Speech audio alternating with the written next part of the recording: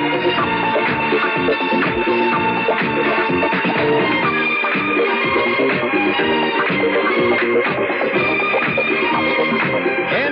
Sports presents the best of the National Football League, the American Football Conference.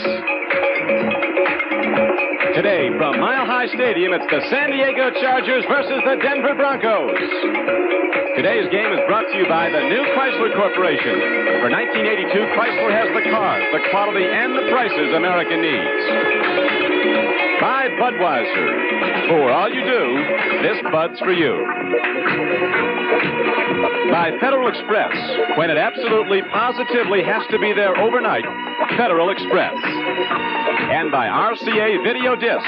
Bring the magic home on RCA.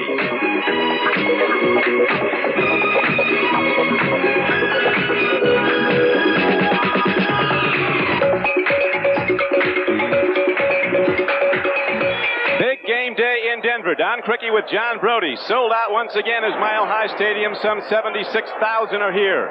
As the unbeaten San Diego Chargers have Ralph Finerska, number 6, ready to kick it off. Wade Manning is deep for Denver. There's the kickoff. It's a long one. Manning will go 5 yards deep in the end zone. He's coming out.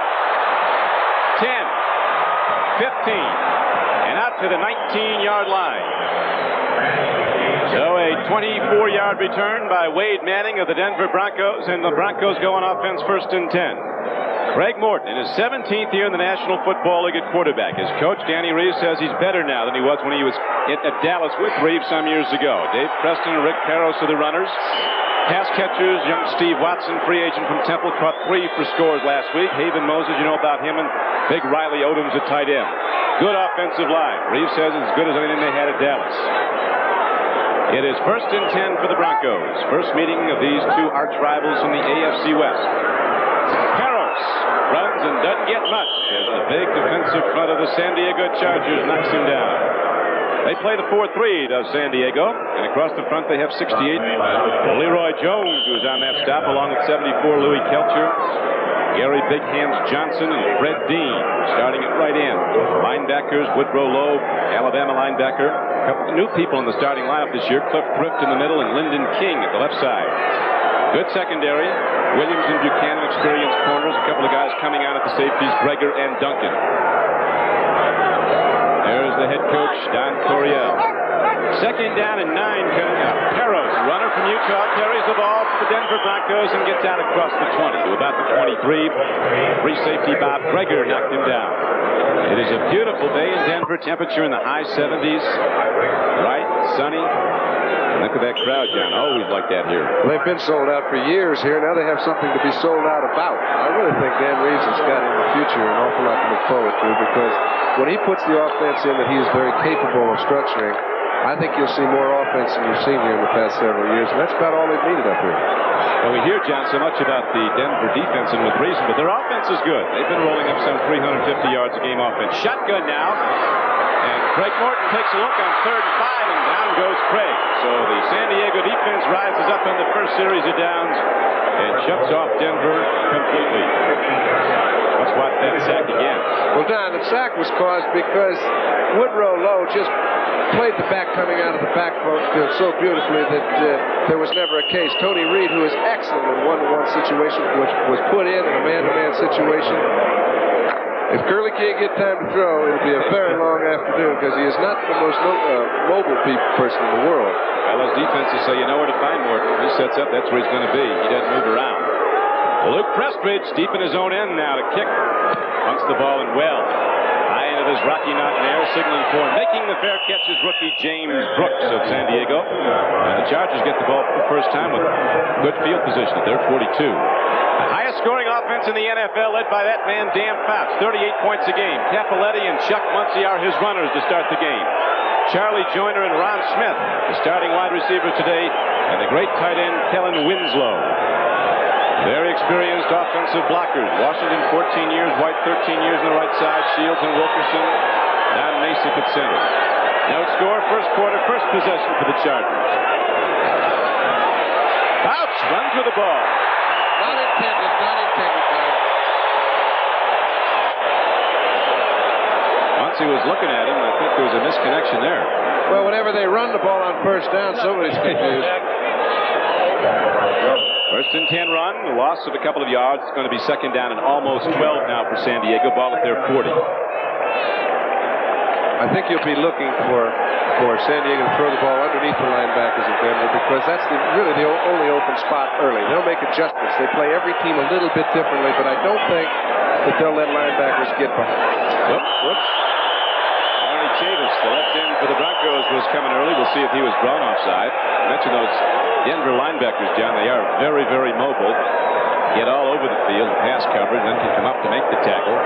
Led by Gradishar.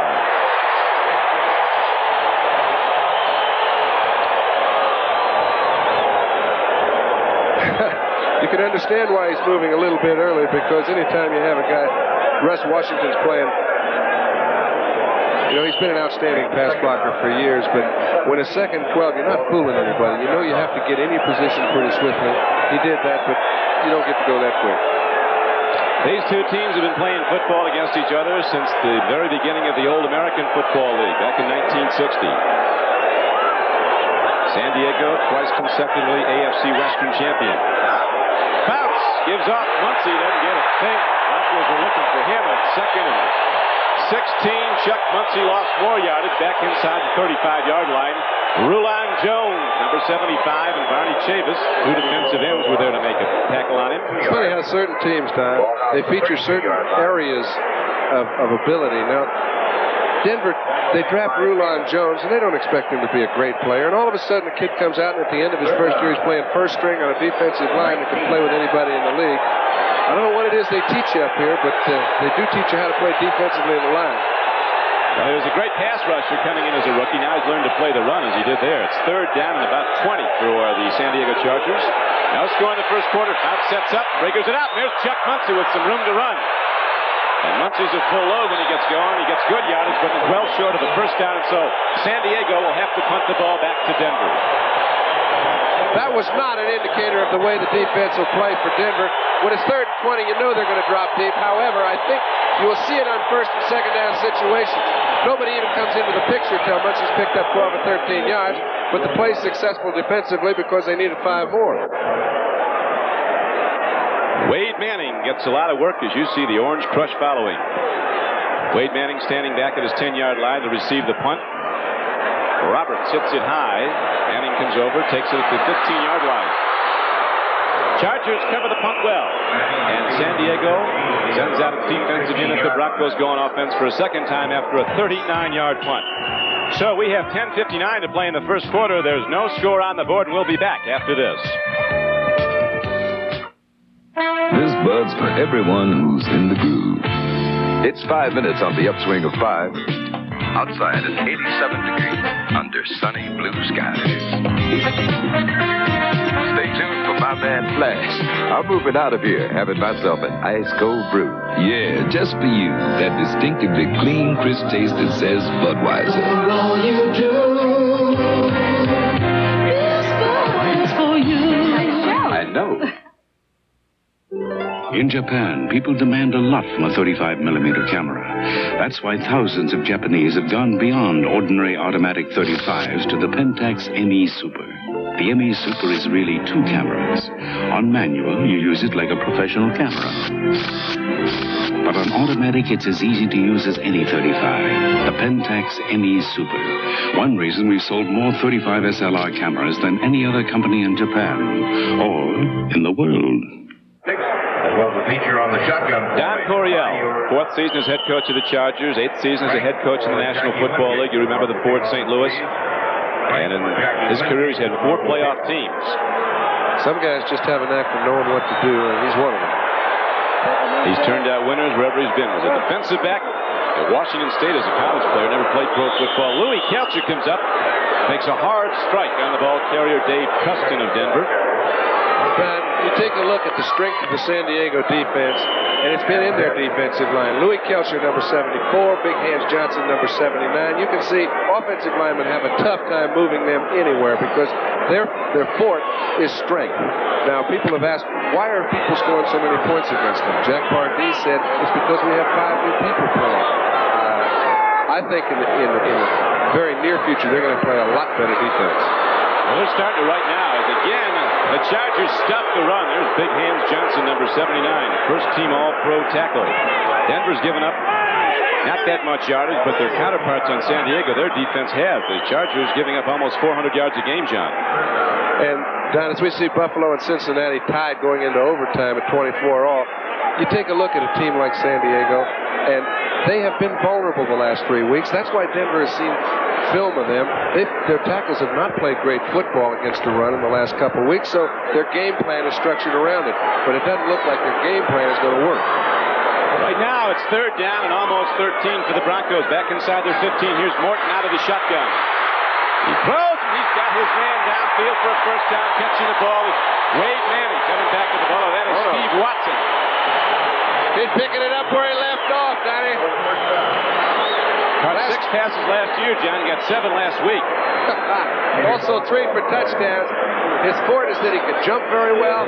Morton has a strong arm. If his line gives him enough time to allow Watson to run a pattern, and in that particular instance he was double covered, he's strong enough to throw against double coverage, and Watson is plenty able enough to handle the ball in the crowd. Here are the scores coming in. The New York Jets looking for their first win of the year, way out in front of Houston now at Shea Stadium. 33-17 in the fourth quarter. A 40-yard field goal by Nick Mickemeyer of Buffalo with a second to play sends that game into overtime at Cincinnati, 24-24. Pittsburgh leading New England 21-14. Fourth quarter score at Three Rivers. The Cleveland Browns evening their record at 2-2 with an upset of the previously unbeaten Atlanta Falcons, 28-17. Another upset, Detroit shutting out the Super Bowl champion Oakland Raiders 16-0 at Pontiac, Michigan. And the Philadelphia Eagles pulling away in the fourth quarter now lead Washington 29-13. That's the one team that has played to form, just as has Miami, until Baltimore comes back after being down 14-0 to tie it up in the third, 21-all. The delay in the action is Dave Studdard. We look at Minnesota Green Bay 27-13 in the third quarter. Dave Studdard, who is a very instrumental part of the offensive line for Denver, is coming out of the ball game, which will necessitate Kelvin Clark going into his place. Here come the Broncos on offense. Haven Moses, Steve Watson wide to either side. Riley Odom's the tight end. It's first down and 10. Ball just inside the 30. In the flat they go to Watson. He's got some room to roll, and Watson's across midfield. Steve Watson, the free agent from Temple. He was a trackman there. Excellent high jumper. Good basketball player. He can go way up to get the ball. Puts a move on free safety Bob Greger and gets ahead for a first down. Donnie, how often it is where you see a kid hang around for 2 or 3 years, you know he's got pretty good speed, pretty good moves, good jumping ability, can catch the ball, but nothing ever happens. All of a sudden, he has one good game, catches 7 balls and 3 touchdowns. In the first quarter now, he's caught 2 balls, picked up 2 first downs. This is where careers get started. This is really moving right now. A 20-yard gain on the play. The Broncos just across midfield. First and 10. Here's Preston. Dave Preston, a hard, elusive runner out of Bowling Green, takes the ball down close to the 46-yard line. He's been a good back for Denver. Catches the ball well, blocks well. Even as a free agent originally. Bob Greger, the free safety, 43, was on the stop. Gain on the play of 4 yards. Going to be second down and 6. Ball down to the 46-yard line of San Diego with 8:38 to play in the first quarter. Craig Morton threw 3 first quarter interceptions in this stadium last week against Baltimore and came back to have one of his great days, ended up throwing for 4 touchdowns. Now Morton is sacked for a second time way back inside his 45. It looks like Kelcher's right in the middle of it. At the end of the play, he was. But it was caused because Big Hands Johnson got around the pile, gave Kelcher enough time to penetrate. He was actually blocked very well. But when you have 4 excellent pass rushers, a quarterback has to get back, know where he's going, and fire that ball before he gets there. Now look at Louis. He's sitting there. It looks like everything's fine. Well, almost any pass play can be thrown in this amount of time. However, Big Hands forced him out of the pocket. He came up and out. Right now, Craig Morton is coming out of the game. He's shaken up a little bit on the last sack. Sacked twice today. Talking with his coach, Dan Reeves. They came together as rookies to Dallas back in '65. Craig Morton is the #1 draft choice. Dan Reeves is a free agent out of South Carolina. And this boy that replaced him can home that ball. He can put some spiral on it. He throws it about as well as anybody. Steve DeBerg was with the 49ers last year. Lets a long one go. A man is out there. Wade Manning comes back to the ball. He has it at the 21-yard line.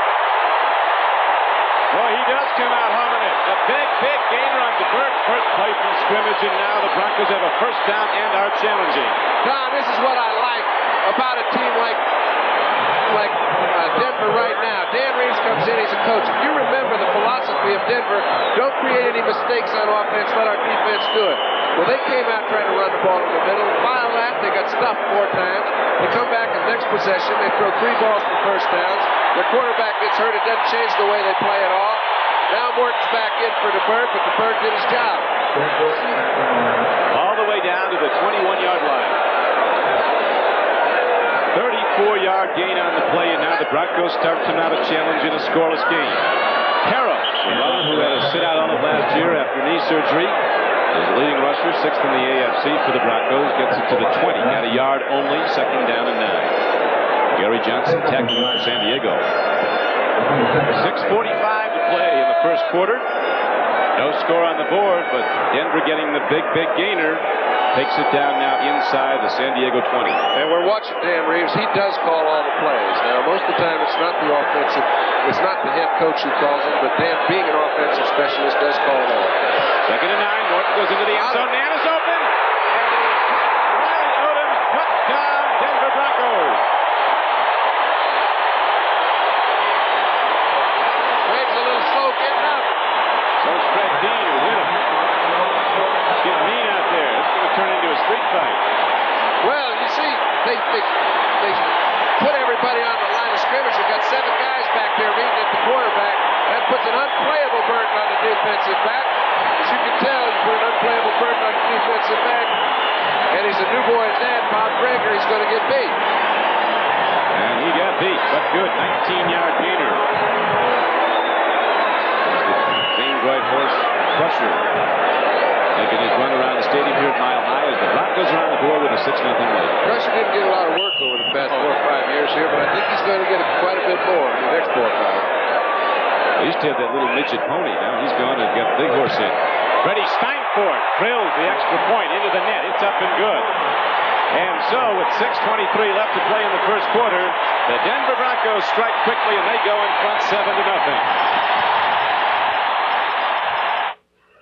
On a night like this, you don't need a car. You need a driving machine. 1982 Dodge Aries K wagon.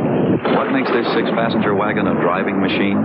Front-wheel drive for superb traction. Rack and pinion steering for quick response.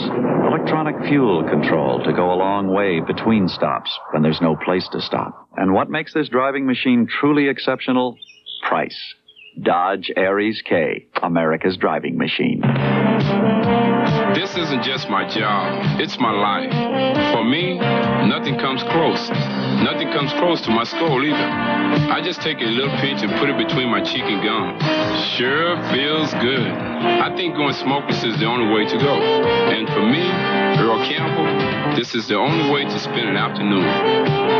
Let's go, brother. Enjoy tobacco without lighting up. Try Skoal, Copenhagen, or Happy Days. A pinch is all it takes. It started out as a celebration and turned into something else. After 25 years, it's the first reunion of the Sophisticated Gents, a world premiere, Tuesday, September 29th. Don Criqui with John Brody back at sold-out Mile High Stadium on a beautiful September day, Denver, Colorado, and the Broncos are in the lead 7-0. Now the kickoff by Steinfort doesn't carry that far. Clarence Williams coming back with the ball for San Diego, and he sweeps it out across the 20 to the 23-yard line. Penalty markers down. It'll go against the Chargers.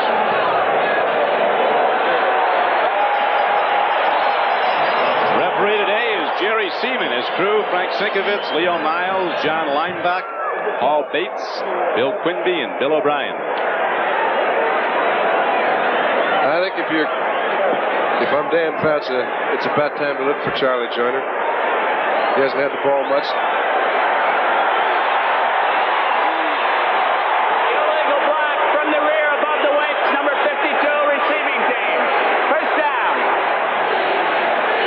Preston threw an illegal block, so the ball is set back inside the 10-yard line of the Chargers. They've got a problem now. Charlie Joyner, who comes into the game with a 25-yard per catch average out the left flank. They go to the run to Muncie. The big back from Cal at Berkeley takes it straight ahead across the 10 to about the 11-yard line. He's some football player. Well, you talk about the great backs, and I think what differentiates the great ones from the good ones is there was nothing at the line of scrimmage, and he picked up 4 yards. 6'4", 235 pounds, comes in as the AFC's leading rusher, averaging 5.2 of carries, been in the end zone 5 times. He can also catch it, as you know, John. About as well as anybody. Coach Coryell, 57 years old, or soon to be next month, looking out, his team down 7-0. Second down and 5, right back to the run. Behind the right side, Ed White, Russ Washington lead the blocking, and Chuck Muncie, with that great speed, sprints out of the blocks and gets the ball to the 15-yard line. Going to be third down and about 3. Chavis, the left end, was on the stop. He got enlisted at 218, but he's well over 230, his teammates will tell you. He's very fast. 5:07 to play in the first quarter. Perry Smith now comes in to play the right corner for the Denver Broncos. He's played well this year. Handoff on third and short yardage, and Muncie cracks it, gets across the 20, and San Diego has the first down. Here's a penalty marker down. Got a little extra. You grab any part of Chuck you can when he's got a hold of the ball, particularly when he breaks the point of attack. You know, it's funny, over the years you'd heard so much about Chuck Muncie, Don, and that he was rather incorrigible, nobody could handle him. He's one of those fellas you don't have to handle. And as Fouts said, he said, I've never met a guy that's more agreeable. And personal foul, unnecessary roughness, number 15 defensive team, first down. Easier to get along with and also more contributing. We can see it gets pretty tough in there once they stand to back up. Face mask. They lost John Jefferson, as you know. He's at Green Bay, but Muncie has added a great dimension to the running game. He came last year. He's not with him in training camp last year. Here's Muncie again, catching the ball. Look at him run. Shuffles his feet, changes pace, gets you to stepping out to the 45-yard line. A gain on the play of about 9 yards. Perry Smith and Reuben Carter, the middle guard, made the tackle. What they did is they took advantage of Denver's deep drop by their linebackers, and when you do, they're making you throw the ball to Muncie right now. And if Dan gets a little anxious, throws the ball downfield, they're in perfect position to pick it off. But it's hard to fool a Fouts. He's going to take what you give him until he has to create something. Fouts also has a quality you had, John, when you were playing, and that is he's very difficult to sack. They've only gotten him once this season in over 100 pass attempts. Handoff. Muncie runs the ball, 2nd and 1, and he didn't get there. Denver defense knocked him down. Gradishar, the great inside linebacker, 53, was on the tackle. Don, you were talking about Dan Fouts not being sacked very often. That, I think it comes from experience, preparation, and structure. And Dan gets back there. He knows where he's going with the ball. He doesn't fiddle around. He gets hit a lot just as he throws it. But he very seldom has the ball when they get him. And I think it's why he's become such a proficient quarterback. Watch, his steps are real quick. He stands, he throws, and he fires. Right now he has a short yardage play. Muncie a line behind him. So's Capoletti. Swing pass. It goes out to the rookie tight end from Maryland, Eric Seaver, and he's knocked down by Busick, but the Chargers have a first down. Get the ball out to the 48-yard line. They like Seaver. Well, he's a perfect complement to Winslow. He's just like Bob Klein used to be for him, or Pat Curran. He can do the things that you need a tight end to do. He can block in short yardage situations. He can run good patterns, and he's got pretty good hands. Seavers came in the 4th round. Carried 3 tight ends. Another rookie from Notre Dame, Pete Holohan, is also there. But the big guy is Kellen Winslow, who caught 89 balls last year. He's aligned to the left. Here we go now to the run again. Chuck Muncie sees nothing inside, breaks it to the outside. And on a first down run, Chuck Muncie takes it across midfield and down to the 47-yard line at Denver. Free safety Bill Thompson tackled him.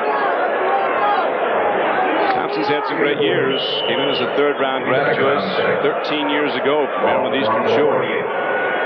Longest reign as a Bronco ever. Boy, what amazes me, Don, is how he keeps his speed and quickness back there, having played for so long.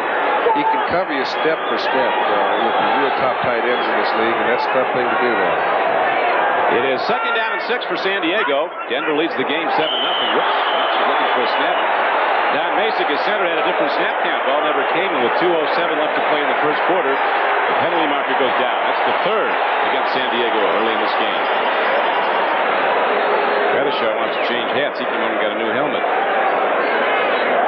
Number 14 offense. himself. And it could have been him, but I doubt that it was because you can see Brooks took off down the field. He was in motion on the play. He took off down the field, and he didn't. All he heard was a snap count. So second down and 11 now for the Chargers at their 47. Here comes Gradishar in a blitz, but he might have got across early as the throw is out of bounds by Dan Fouts. Gradishar was coming out of blitz in the inside. Boy, they are really daring the offense of San Diego. If you looked at the defense that time, Winslow is man-to-man with Louis Wright.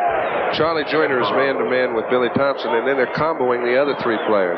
Now, that is really putting a burden on those two defensive backs. We talked at the start of the show that those two can cover effectively man-to-man. Offside, number 53 defense. But it's going to be hard to do for Steady Diet, and I don't think they'll put him in that position too long. Gradishar was the guilty party. Great player out of Ohio State.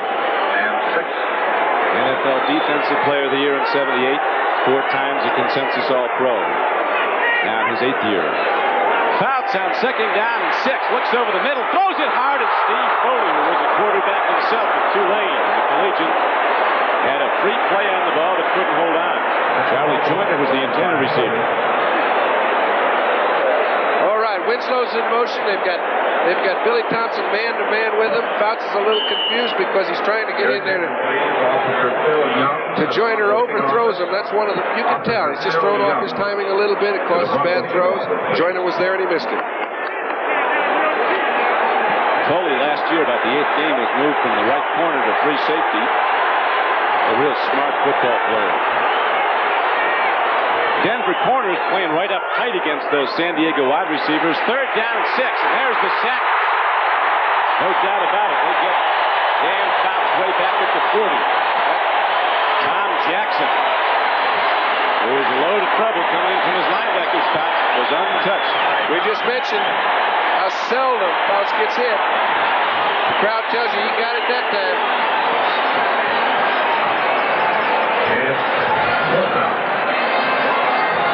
So the Broncos will get the ball back. Dan Reeves says these are critical weeks. This Sunday and next for the Denver Broncos because they've got 2 of their tough divisional opponents. They'll be at Oakland next Sunday, a game you'll see on many of these NBC stations. Raiders will be angry. They were shut out today at Detroit. Here's a punt downfield by Roberts of the Chargers. It's a good one. Wade Manning watches it and it hops into the end zone. Manning's going to bring it out. Man. That's the way you get beat, Don. You get a little lead, you've got a team down. Try to make a great play when all you have to do is leave things go. 58-yard punt by Roberts was the key. And now Denver has the ball, but they're in a hole. Now there are solar-powered telephone calls. Why? Well, in many of the world's more remote areas, it's highly impractical, if not impossible, to run telephone lines. And since our solar repeaters, which relay the calls via radio wave, get their power from the sun, no lines are needed. Gee. No. GTE.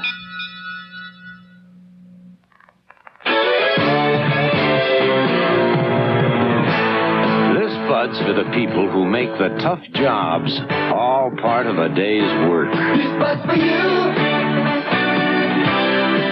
For all you do, the king of beers is coming through. Yeah, just for you. That distinctively clean, crisp taste that says Budweiser. For all you do. This Bud's for you. At Mile High Stadium, Denver, Colorado. Don Criqui with John Brody. Denver came out with a lot of explosion, hit the big pass plays and took it in. They lead 7-0. And this is a critical drive for them, Don, because if they can get out of this hole, they won't give San Diego field position. Last time they didn't have excellent field position, ran it in for a touchdown. So who knows? Wade Manning brought it back to the 5-yard line, returning a punt from his end zone. Morton, quick timing, patted out the flat goes to Washington. Goodbye, goodbye, goodbye, unless they can get him. Lyndon King is in pursuit, but he'll not catch him, and Watson's going to take it the distance. Denver touchdown. Oh, baby, God.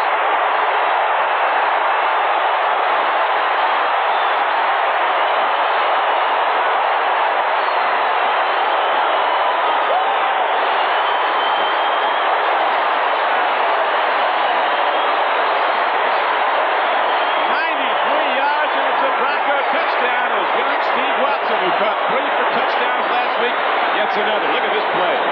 Well, what makes it so great is he got stuck. It's very hard for a receiver to keep his attention on the ball when he knows he's in a direct collision course. Not only did he keep his attention on the ball and catch it, but his balance was so beautiful. He got hit from the back, got knocked straight up again, and he was off. No stumbling, no nothing. I think he's making a few believers up here in the Mile High Stadium.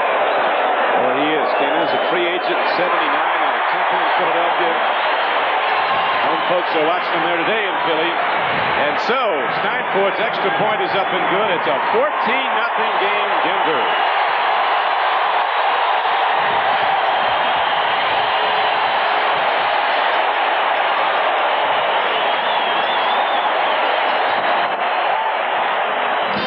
RCA's Video Expo Days. Now our best video systems for 1982 are also remarkable values. Encounter ColorTrack's sharp, vivid picture and get $100 off selected models with a trade-in.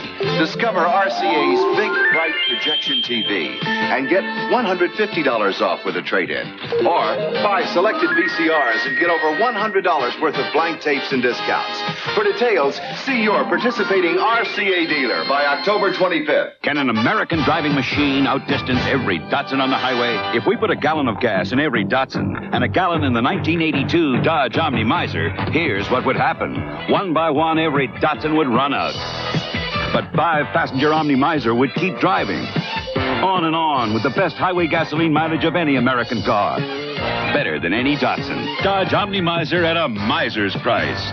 America's driving machine for the long run.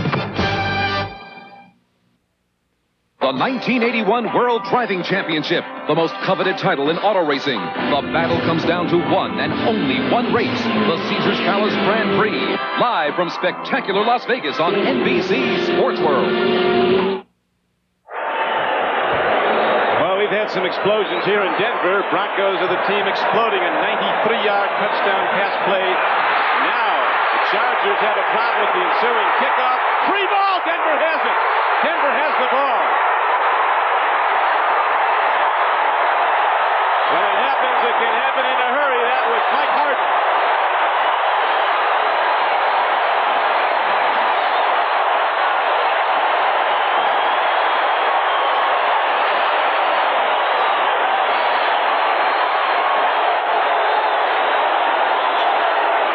Clarence Williams picks the ball up here, John, and nothing's there. Well, what happens is the ball was kicked so high. Steinford did a great job. Williams could not. He was sitting in the pile when he got it.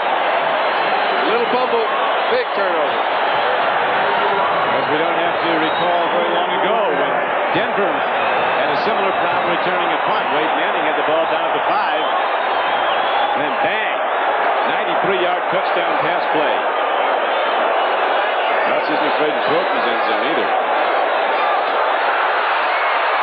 Not much there. The Chargers probably got it back to the line of scrimmage and a little more. Dave Preston. Mike Williams is coming up to make the play.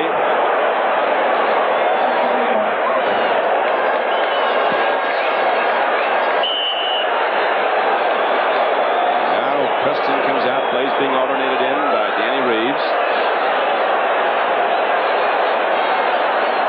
Denver Broncos might have gotten a foot or so as they get a little bit closer to the end zone, leading the game 14-0, looking to try to break it open early. Morton at quarterback. Looks. Free man in the end zone. Touchdown, Denver Broncos. Jim Wright, the third-string tight end, Jim Wright, releases from the line of scrimmage and is all alone, and the Broncos open up a 20-0 lead. Hey, it would feel pretty safe if you were playing anybody else but San Diego. San Diego has not been able to do anything offensively because Denver's had the ball. Credit Morton. Now he comes out of this fake and he's throwing quick. Looks up, sees the tight end, gets him before he runs out of room. Touchdown.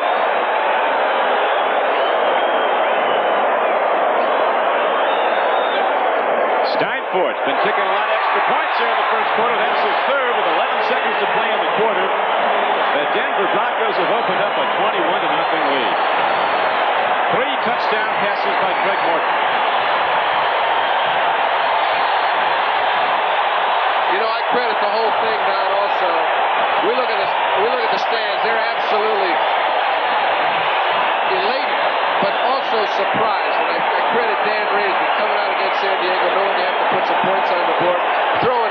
7-yard line. Remember, it's the head coach calling the plays. Throwing a ball that's really tough to complete. It's an inside pattern, thought to be very dangerous. He hits Watson and turns the whole game around. 14 points later, they're saying, can it be true? It surely can be. Craig Morton last week threw 3 interceptions in the first quarter. Responded to throw 4 touchdown passes today. Puts up 5, hits 5, 150 yards, and 3 scores.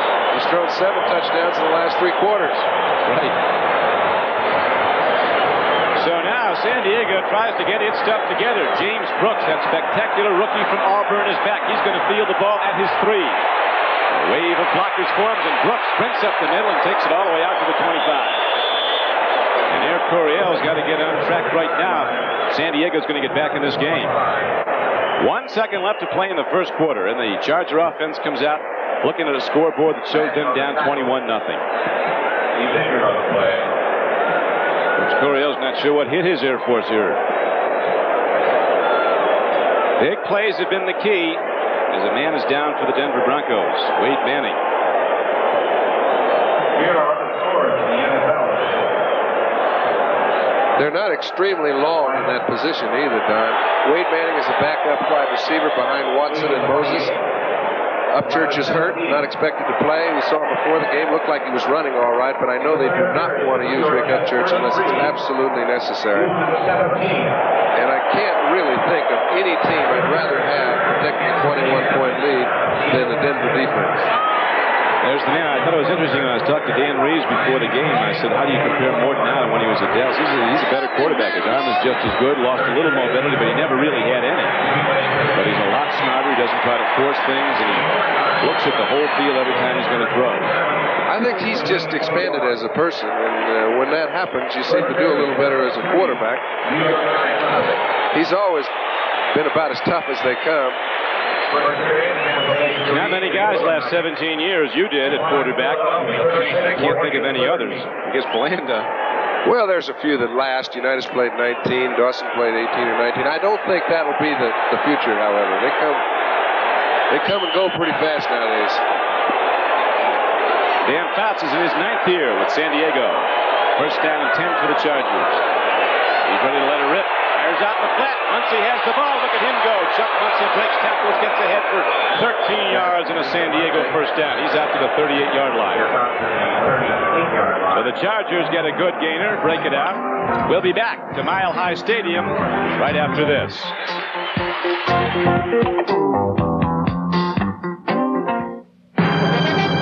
Let the Radio Shack TRS-80 Model 3 business computer increase your manager's productivity. So when you need that report... Tomorrow by 9. You'll get it. Because the TRS-80 provides instant information access, simplifies planning and projections, prepares error-free documents through word processing. It's the professional, affordable management tool. TRS-80 Model 3 from $24.95 only at Radio Shack, the biggest name in little computers. Okay, Eunice, travel plans. I need to be in New York on Monday, LA on Tuesday, New York on Wednesday, LA on Thursday, New York on Friday. Got it? Got it. So you want to work here? What really makes you think you deserve a job here? Well, sir, I think I like it. I'm good at figures and I have a sharp mind. Excellent. Can you start on Monday? Yes, sir, absolutely, without hesitation. Congratulations. Welcome aboard. Wonderful, wonderful, wonderful. And in conclusion, Jim, Bill, Bob, Call, Fred, Load, Dork, Abe, and Ted. Business is business, and as we all know, in order to get something done, you got to do something. In order to do something, we got to get to work, so let's get to work. Thank you for taking me here. Petey, you did a bang-up job. I'm putting you in charge of Pittsburgh. I know it's perfect, Peter. That's why I picked Pittsburgh. Pittsburgh's perfect. Peter, may I call you Pete? Call me Pete. Pete. There's a Mr. Schnittler here to see you. Home to wait 15 seconds. Can you wait 15 seconds? I'll wait 15 seconds. Congratulations on your deal in Denver, Dave. I'm putting you down to deal with Dallas. Don, is it a deal? Do we have a deal? It's a deal. I got to go. I got a call coming in. Hi, Doc. Just tell it down. In this fast-moving, high-pressure, get-it-done-yesterday world, aren't you glad there's one company that can keep up with it all? You got a deal. Good. I'm putting you down to deal with Dick. Dick, what's the deal with the deal? Are we dealing? We're dealing. Dave, it's a deal with Don, Dork, and Dick. Dork, it's a deal with Dave, Dick, and Dave. Don, it's a Dork with Dick, Dave, and Doug. Gotta go, Dave. Disconnecting. Gotta go, Dick. Disconnecting. Gotta go, Dan. Disconnecting. Federal Express. When it absolutely, positively has to be there overnight.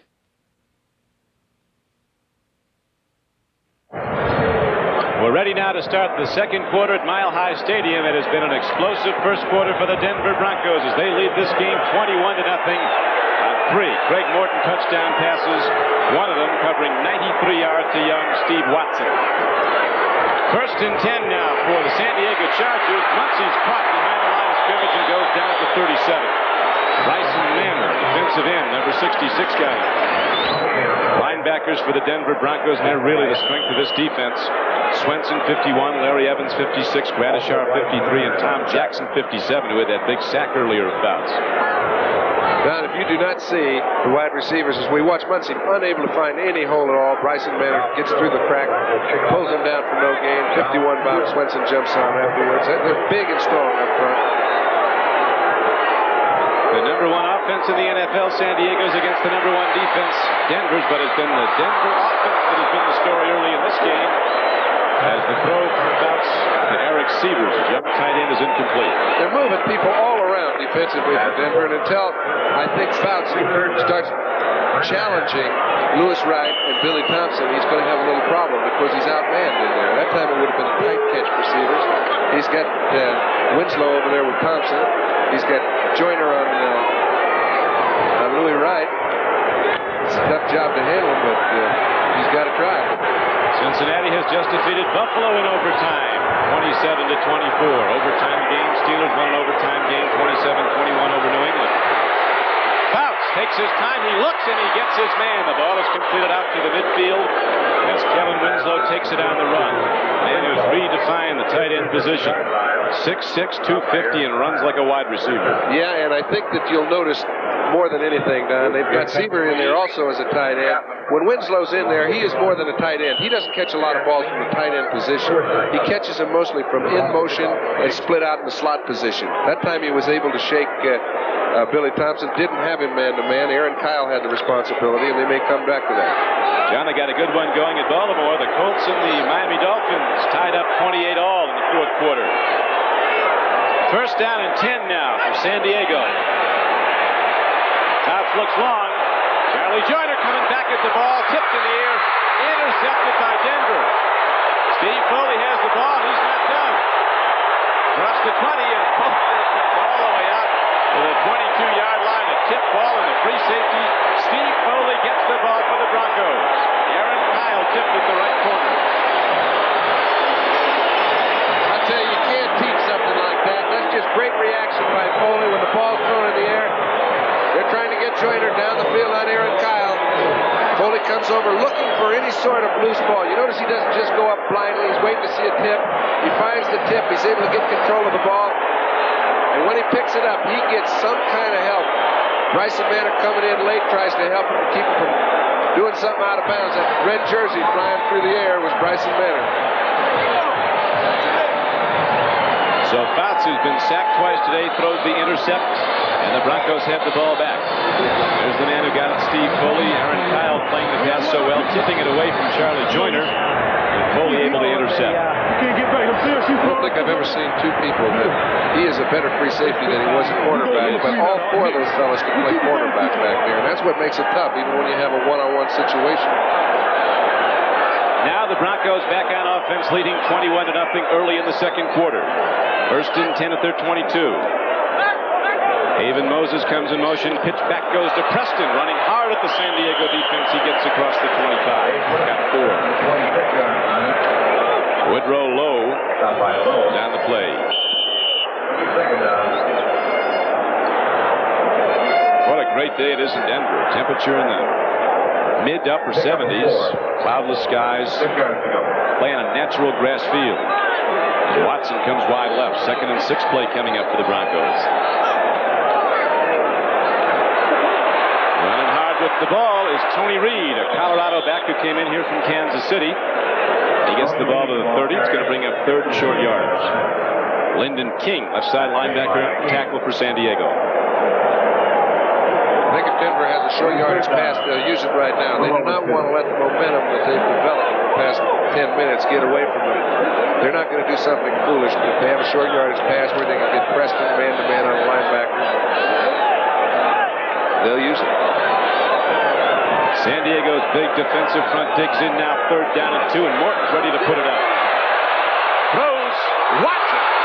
Spectacular one-hand catch makes the play for the Broncos. I guess he did make a beautiful catch. That ball was overthrown, and it appeared to me he had no chance to make the play. Not only caught the ball, picked up the first down, kept Curley 100%. Gurley, of course, being your old friend Craig Morton. Well, that's some kind of reception. Getting excellent protection at this time of the ball game, too. We saw San Diego break the protection a couple times early in the ball game, but since they've been burned, they haven't been back in the pocket quite as swiftly.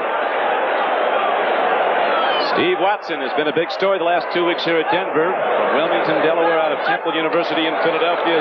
Morton takes a look again, pumps, throws, a little long. Even Moses had to step on the defender, Willie Buchanan. That's not easy to do. Buchanan, one of the strong corners in the league. That was The scores roll in from around the National Football League on this. Look at that. The Jets come up with their first win, beating Houston soundly. And Cincinnati on the breach field goal defeats the Buffalo Bills 27-24. Pittsburgh winning over New England 27-21. Cleveland upset Atlanta today 28-17.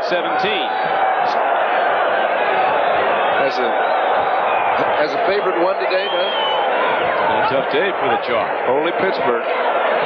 Here's Morton taking a look, throws, and the ball is completed to Dave Preston coming out of the backfield. On a 2nd and 10 play, he got ahead for 7 yards, out to the 41. Bob Horn, in the middle linebacker, he plays the passing downs mostly for San Diego, made the tackle. More scores. Detroit, impressive win on their home field at Pontiac, Michigan, blanking Oakland 16-0. Denver heads to Oakland next Sunday. Philadelphia rolled it up in the 4th quarter. Beat Washington, it was a tight game. Baltimore and Miami. Dolphins yet to lose this season. They've got a problem right now tied up with the Colts of Baltimore. Morton takes a look, pump fakes twice and goes to Riley Odom. He is a load coming down the field. That big guy gets ahead to the 41-yard line of San Diego.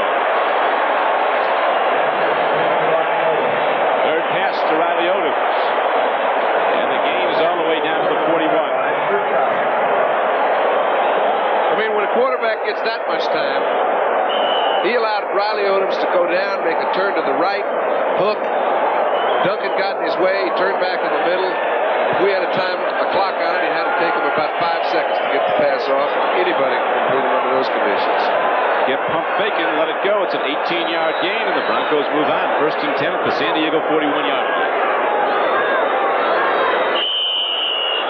Craig sees something he's not quite sure of in that San Diego defense and calls for a timeout with 9:52 left to play in the first half. And the Denver Broncos holding to a surprising 21-0 lead on their home field. We'll be back in Denver after this.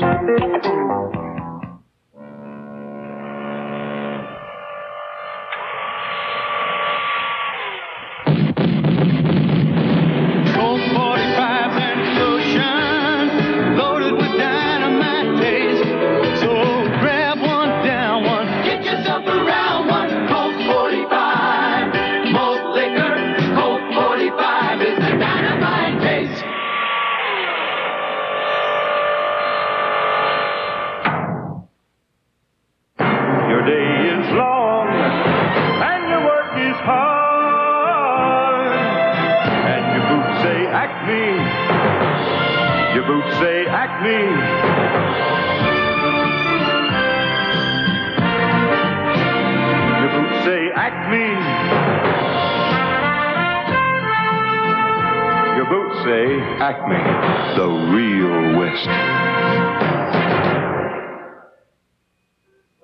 When Lou Pacone gets thirsty, Bert Jones suggests ice. Brian Sipe can make Newsom awesome.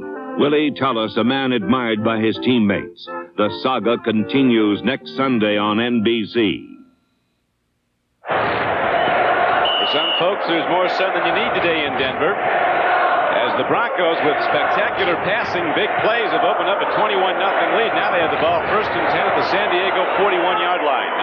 9:52 to play in the first half. Morton 8 for 9, throwing the ball for 179 yards and 3 touchdowns. Running high with the ball is Tony Reed, and he is caught and thrown back. Bob Horn, middle linebacker for the Chargers, got it. 55. I don't think, Don, I've ever seen a team play outstanding defense when they switch middle linebackers. It's almost people are asking what's going on with the Chargers. They've got all those people on defense. They've got 3 fellas that have played in the Pro Bowl. They've got a couple of good linebackers. They've got Willie Buchanan and Mike Williams playing the corners, who are outstanding people, but their coordination is very suspect. It has been all year long. That's why people scored the points they've scored. And I just get the feeling you can't alternate the middle linebacker position. They've been doing it. Horn's been the passing down guy. Middle linebacker's in there now. On second and long, they go to the run. Weaving hard, getting some yardage is Rick Peros. Born in Brooklyn, out of Salt Lake City, Utah. He played at the University of Utah. Sixth in the AFC in rushing. Coming off a knee injury that required surgery and kept him out all of what would have been his rookie year. Steve Watson of Denver has caught 4 passes today for 134 yards and a touchdown. Riley Odoms has 3 receptions for 39 yards and 2 touchdowns. Or 1 touchdown for Riley and 1 for Jim Wright.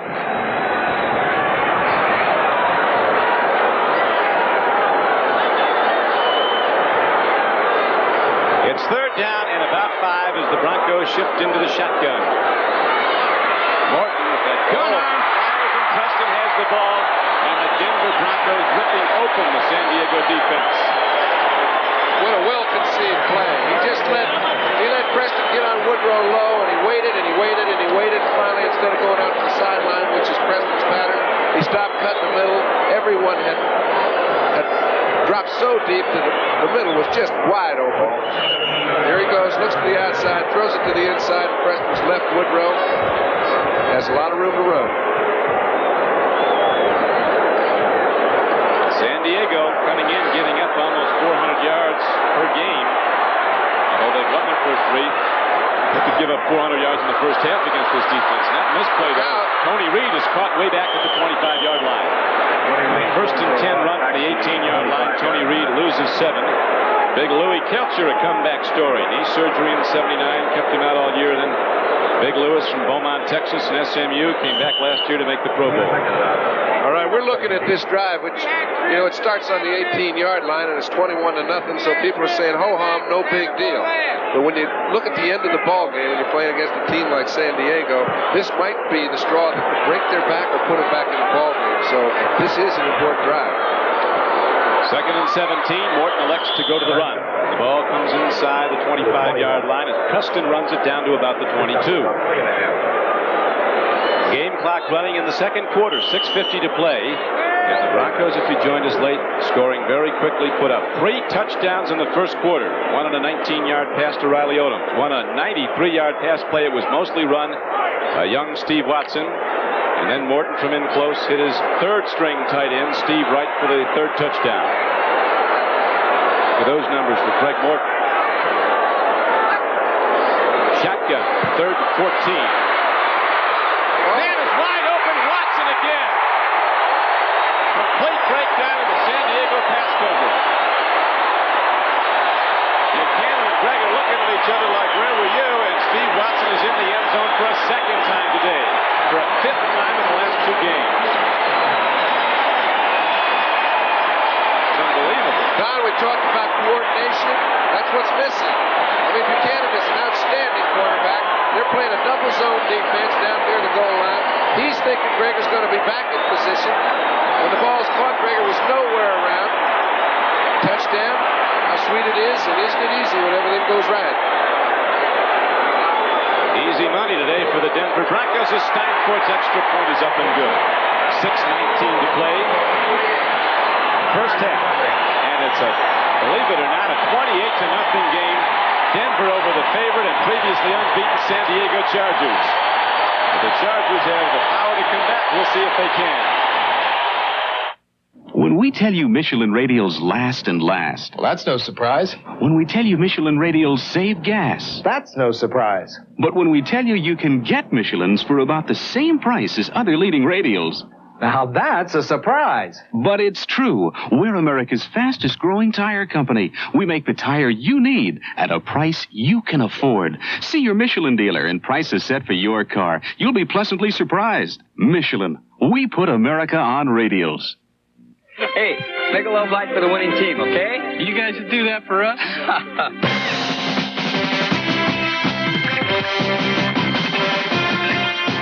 Would a bunch of guys really go at it this hard just for a beer?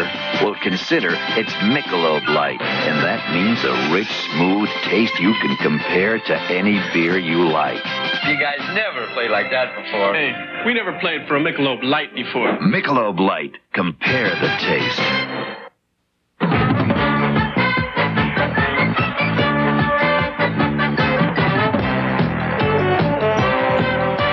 Saturday, catch Playoff Fever on the home of great baseball, NBC Sports. With John Brody, this is Don Criqui back at Mile High Stadium. It has been an all-Denver afternoon as the Broncos lead in the first half 28-0, and now Freddie Steinfort kicks off out of the end zone. Final score just in from Baltimore. With 1:02 left to play in the game, Uwe von Schaumburg kicked a 27-yard field goal. Miami Dolphins hold on to beat the Colts 31-28. Miami remains unbeaten 4-0 on the year. Baltimore gave them a full run. Puts them 2 up, though, in that AFC East because Buffalo got beaten today by Cincinnati. So those 2 overtime games were a big switch. Now it's 1st and 10. To the run, and James Brooks, rookie number 1 draft choice from Auburn, is stuffed at the line of scrimmage. By a Bronco defense, it's firing out as soon as that ball is snapped. Gradishar was on the play, so was 66 Bryson Manor. Randy Gradishar from Champion, Ohio. Woody Hayes calling the best linebacker we ever had at Ohio State. He could have been the best linebacker they ever had at about any college he chose to play. They mic'd him once. Do a special show on him. All they got was some deep breathing and a couple of nice goings. He doesn't say much out there. Well, that talking's a little overrated for a minute. Give him a little chit-chat go. Here is Dan Fouts on 2nd down, and they tip ball. Denver has it. Steve Foley, who takes a full shot from Kellen Winslow. Foley is down.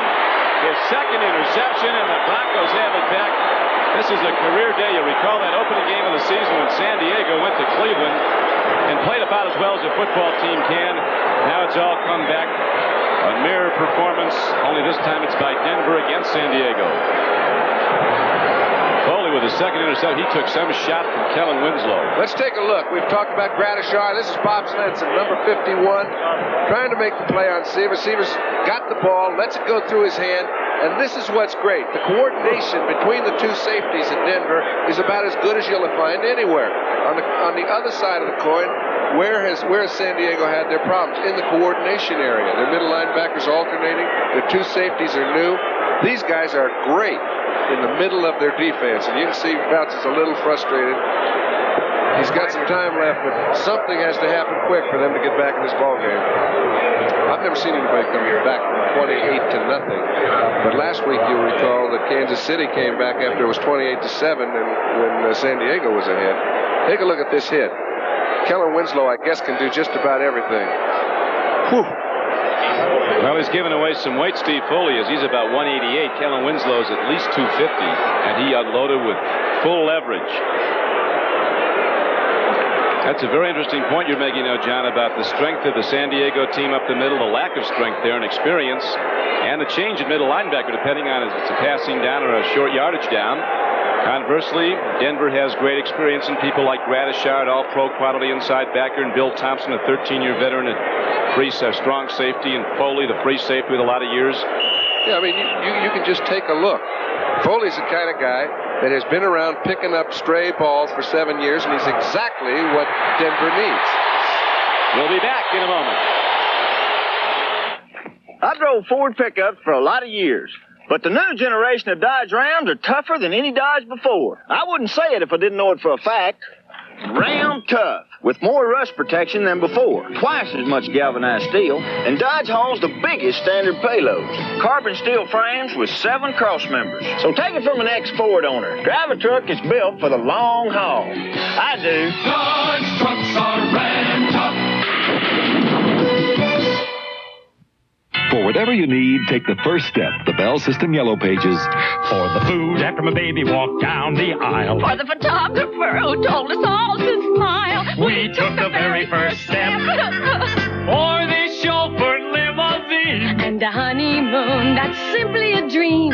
We took the very first step. The first step puts you steps ahead, saves time, money, energy. So let your fingers do the walking. It's the very first step. The first step. Right now, we pause briefly for station identification. This is the NBC television network. This is KOA TV, Channel 4 in Denver.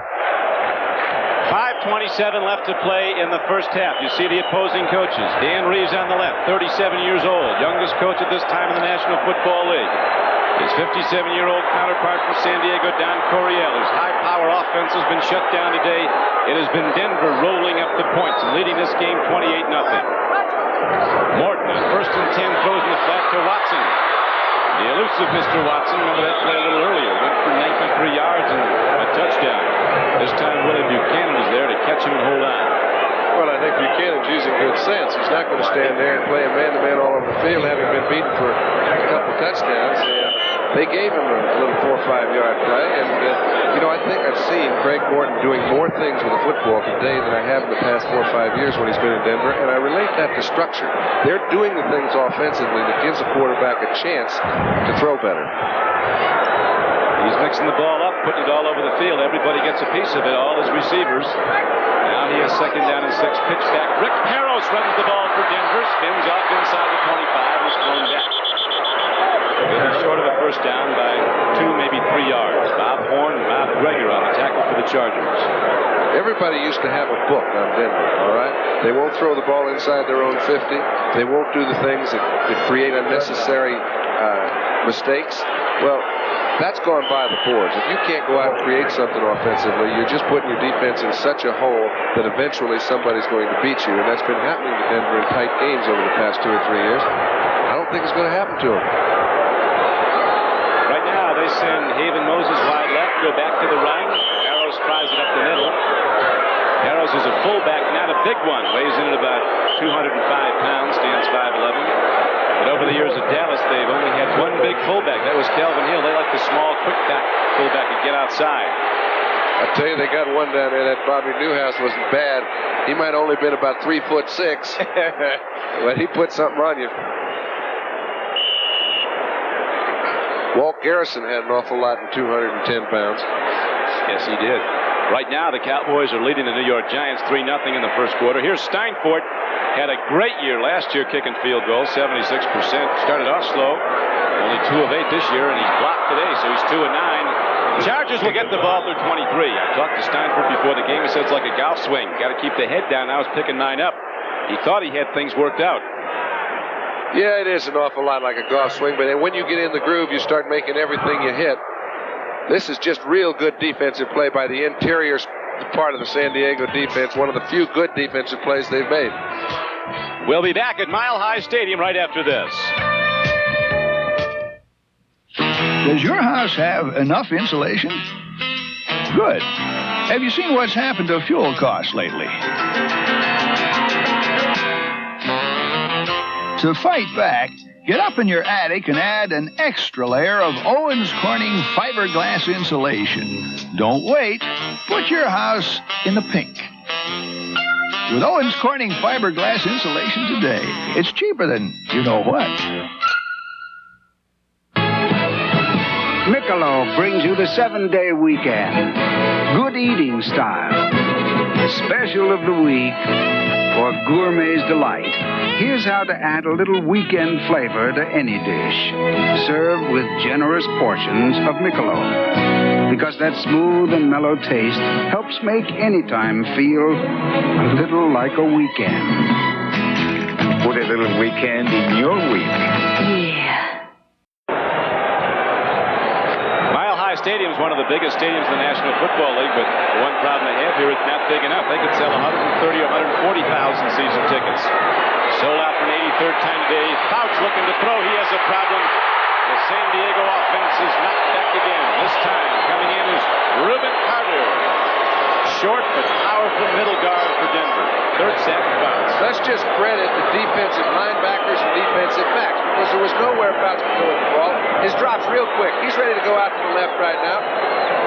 He's got Charlie Joyner is hammered. He's got nowhere to go. It's all a coordinated effort. That's how Denver gets gets as many sacks as it does. It puts its cornerbacks man-to-man on receivers, and they cover them all over the field. I'd go broke trying to beat them, but a lot of people have. Last year, the Chargers came in here, John, and protected Dan Fouts and beat Denver 30-13. Then they went to San Diego for the second meeting. Here's a strike. This time the ball is completed. Ron Smith has the ball. He's in a foot race and gets out to the 45-yard line, but there is a flag down. In the second meeting between these two teams at San Diego, Denver sacked Fouts 6 times and won the second game 2013. Little offensive holding.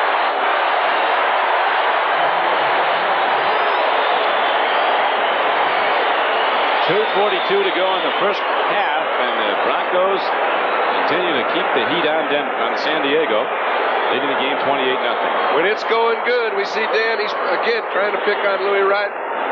With Smith, who gets down, has enough time to throw the ball, puts the ball right where he needs. You can see the holding call up Number at the top 66 offense. Billy Shields, the left tackle, got caught. Get some big people. They've got buildings in that front line of San Diego. Shields is 6'8", 275. Russ Washington, 6'7", 290, the other tackle. Ed White, one of the guards, is 275. Doug Wilkerson's 270. They got a few mounds on defense, too, Pat. Yes, they do. That front line, I guess, as big as there is in football. San Diego defensive front. Fouts takes a look, throws, he's got a man. Coming out of the backfield is John Capoletti. He's out close to the 30-yard line. He had a lot of ground to make up on a 2nd and 25 play. He got most of it back. It's going to be now 3rd down and about 4. John Capoletti. They've had an L.A.-San Diego connection. A lot of Ram players come down to San Diego, and a lot have gone north. Well, I like Capoletti, and he's helped. He complements what Muncie does very well, and they kind of insert Brooks and Capoletti when they're in a passing situation early, because Capoletti is so familiar with what Fouts likes to do. They'll put him in a lot in third down passing situations. Former Penn State Heisman Trophy winner. One thing Capoletti can block. He'll obliterate those people when he hits them. Now the 2-minute warning is given. 2 minutes to play in the first half here at Mile High Stadium. The Broncos continue to lead the game 28-0, and we'll be right back after this. Off the white-bellied jet that lands me to a hotel that understands me. I've got business and I'm on the road again. Feeling the pressure mounting on me, counting the people counting on me. Competition like I can't remember when. And you can reach me at the Hilton. Just call me at the Hilton, and we'll get down to your business right away. When American business hits the road, American business stops at Hilton, America's business address. On a night like this, you don't need a car. You need a driving machine. 1982 Dodge Aries K wagon. What makes this 6-passenger wagon a driving machine? Front-wheel drive for superb traction. Rack and pinion steering for quick response. Electronic fuel control to go a long way between stops when there's no place to stop. And what makes this driving machine truly exceptional?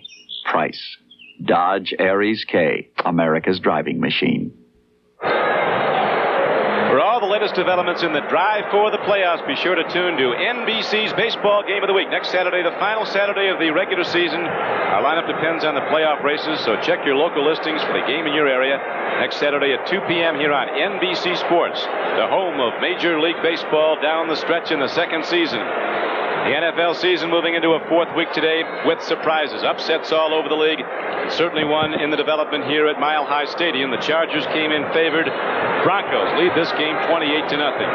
Minnesota was an underdog at Green Bay today and was behind 10-0 early, and then young Tommy Kramer started to hit the passes, and the Vikings rout the Green Bay Packers 30-13. That's a final score. San Diego not doing well on 3rd downs. Converting them, they have a 3rd and 4 right now.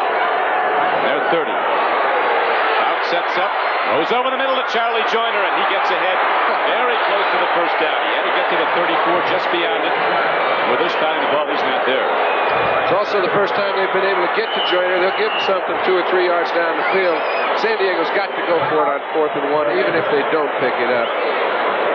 They've got 1:47 left to play. That's plenty of time to get in the end zone, but they've got to put something on the board just so they have something to talk about at halftime.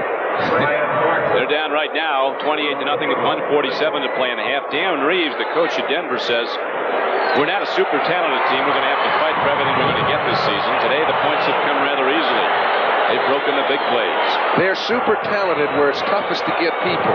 That is in their defensive line, their defensive linebackers, and their cornerbacks. Their offensive personnel, their specialists, they're not extremely talented. Morton has to have a good day for them to make something offensively. But you can draft that. There's a lot of them around the league, and you can bet they'll improve quickly. Well, I tell you, if Denver ever had a Muncie, you have to throw a net over him. 1:43 left to go now in the first half as the Denver Broncos signal for a timeout. San Diego has the ball when we come back. Hi, I'm Billy Brown of the Denver Broncos, and this is my wife, Susan. And this is today's wife, so come on and join us. Today, the YWCA is at the forefront of agencies that serve women, helping them to meet the challenge of a changing society and their new role in it. Here, Y programs help women who want to work, to learn skills, and develop professional talent so they can get jobs.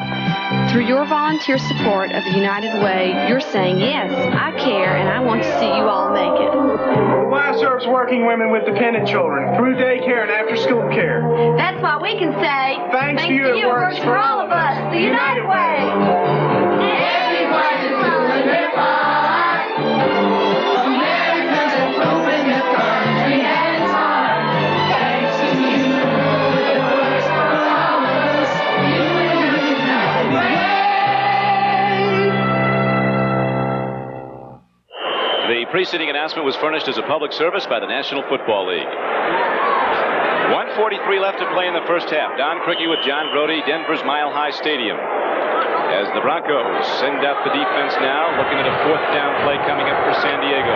Fourth and less than a yard. Chargers have to move the ball out and get 4 new downs as they're down in this game 28-0. Goal line front. San Diego. They got it. And got it over the top.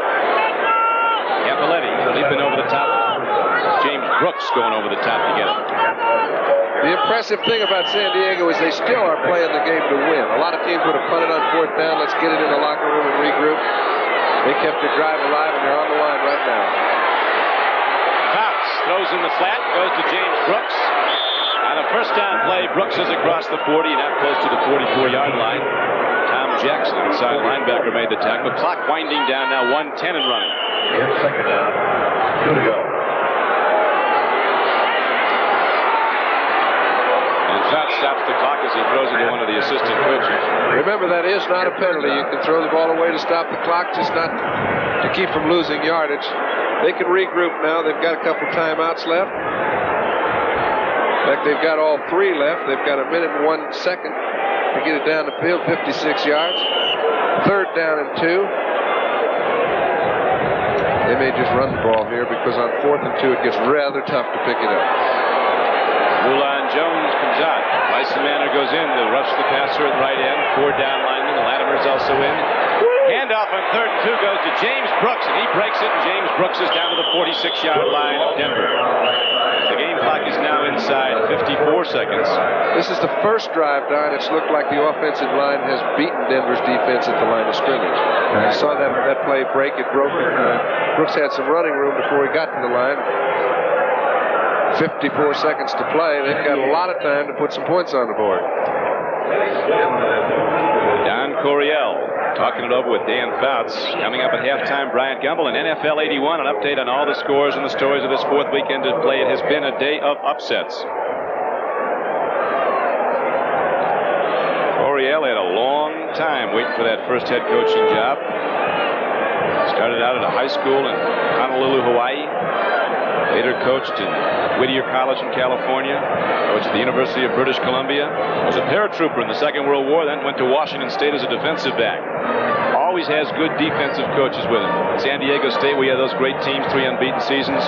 His defensive coach was John Nett. He worked on the offense, did Coryell. You know, I think the impressive part, and I think it's indicative of Coryell, somebody asked him to assess the season, and he said, I don't assess seasons. I assess each opponent as we play them. And he said, I really just live from week to week in this game, and it's worked very well for him. And he says, it's the only thing I can do to put all my attention against my opponent and see how we come out. That way I don't let it bother me after it's over, but I know I've prepared myself during the week. He always gives people something different to look at, the defenses he meets each week. Here's Craig Morton, 11 for 12, 222 yards, and 4 touchdowns. You can retire on that. How sweet it is. Just another day at the plant. His offensive line's giving him a lot of time to throw the ball. Their patterns are very creative, and he's executing them just about perfectly. Gusting wind blowing here in Denver. Beautiful sunshiny day.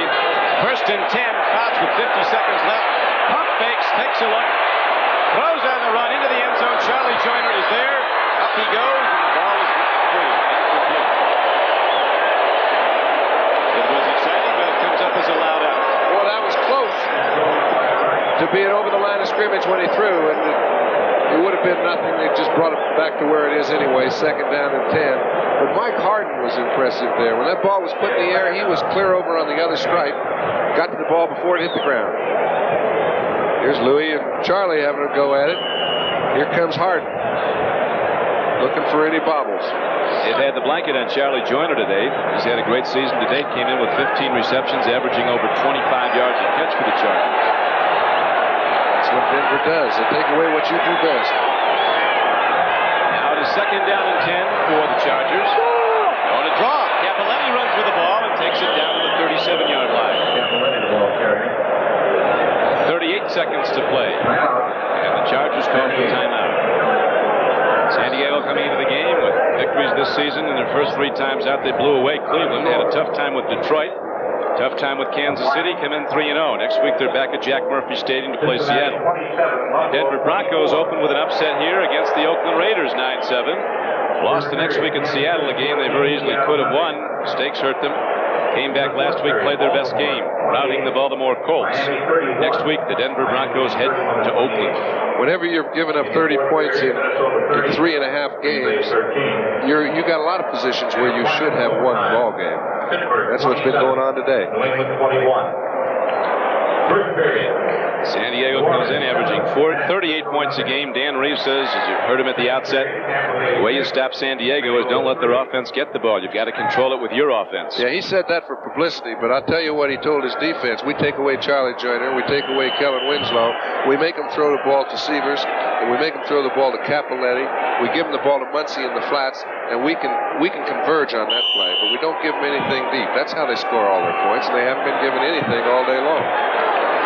They surely have not. They have shut down San Diego's high-scoring and #1 offense.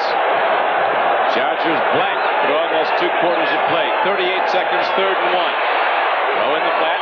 Out it goes. Catching the ball is John Capelletti. First down to the 30, and the clock is down to 30 seconds and stop. That's their last time out, Donnie, but they've still got plenty of time to put 4 balls in the end zone. I'll be interested to see if they do get it down another 7 or 8 yards before the half, if they try to kick a field goal. I rather doubt that they will. They know they've got to get touchdowns on the board to have any chance of catching a 28-0 deficit. Bounce back. He will not duck his head and consider this game over until the final bell is rung.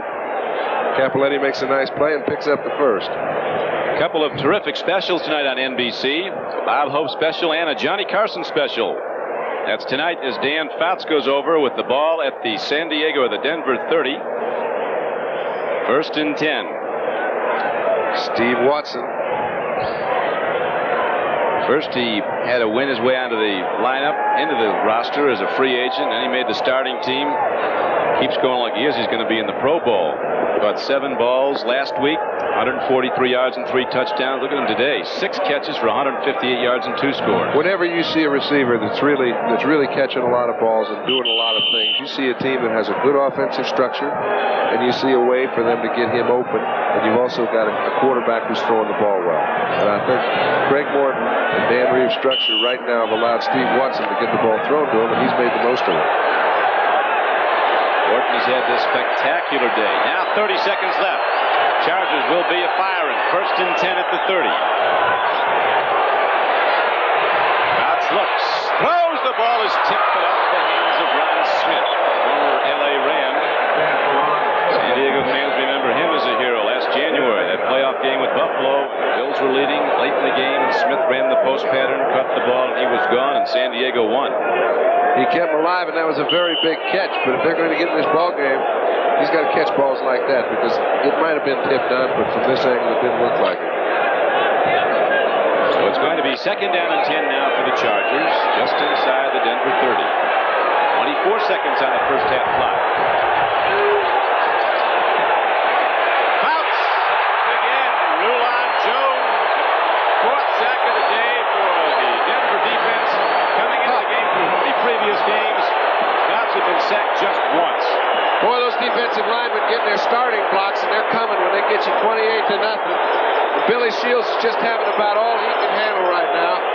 Remember, he's thought to be about as good as Russ Washington, and that's an awful high level of play. Rulon Jones is a force, though. Here he comes again. He gets Fox again. Fox gets away, drills the ball, and is caught down to the 25-yard line. But the game clock winds out the first half. That is the deal here for 2 quarters. And the Denver Broncos, through 2 periods of play, blast the San Diego Chargers by a score of 28-0.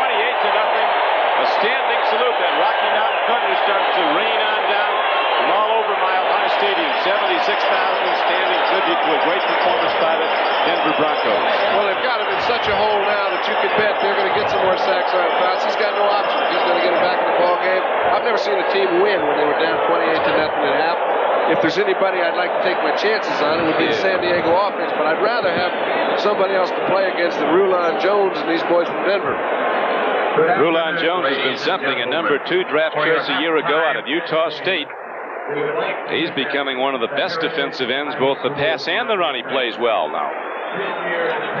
So that's the story as they head to the locker room here at Denver. We'll be going to NFL 81 and a complete update of this 4th weekend of play. That's the end of the first half. The score is Denver 28 and San Diego nothing. 2 million pounds of parts for one of the world's largest computer companies. 8 ounces of film expressed for a local news station. 4 million pounds of equipment for a major electronics company. And a 1 pound envelope expressed for a small brokerage firm. Even though airline schedules are up in the air, there isn't a plane at Emory that's grounded. In fact, Emory is carrying more shipments to more places more often than anyone. Emory, at the right place at the right time. The name of one of America's major life insurance companies may surprise you. It's State Farm. We're probably better known for homeowners and car insurance, but more and more families are discovering we're good for life, too. We deal with customers on all kinds of family insurance, so we get to know their needs. Because we're family insurance agents, we can do a better job in your life insurance. And like a good neighbor, State Farm is there. That's life insurance the State Farm way.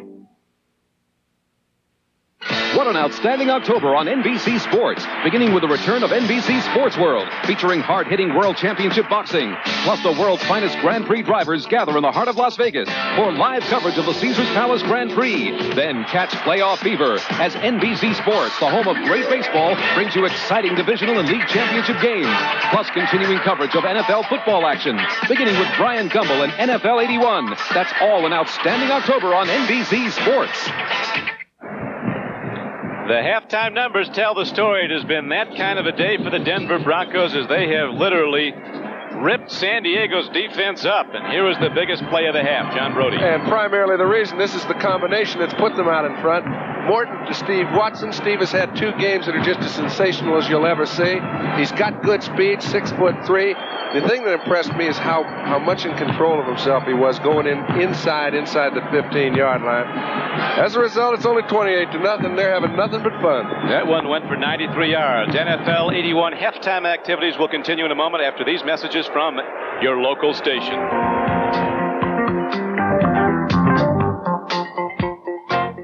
Sunday, it's Bob Hope's All-Star Comedy. Look at the new season. Good idea. Then Johnny Carson, an American institution for 19 years. And he celebrates those 19 years in a 2-hour primetime special. This ain't the Mary Tyler Moore Show. It's The Tonight Show starring Johnny Carson, the 19th anniversary. Right after Chips and Bob Hope's All-Star Look at the new season. For centuries, the Camel has been the best way to travel through the desert, but no longer. Datsun four-wheel drives beat the Camel every day. And the best way to beat today's high truck prices is to see your Datsun dealer right now during Truck Buck Day. He has special factory incentives he can pass on to you. And while you're there, see the new Datsun Diesel. It's your Datsun dealer's great new truck that lets you stop paying through the nozzle. Get a special deal on the special pickup you've always wanted during Truck Buck Day. It's going on right now at your Rocky Mountain area Datsun dealer.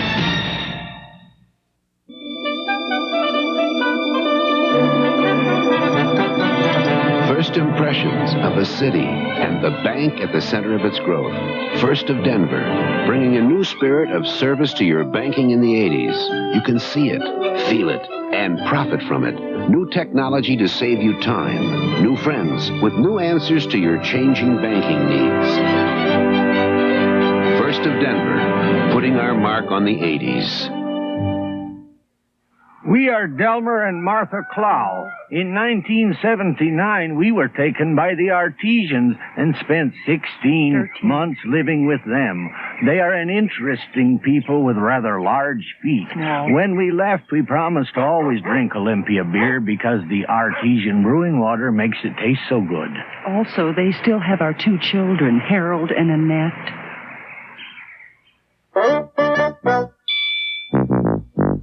The Broncos Coaches Show, Monday night at 6:30 on Channel 4.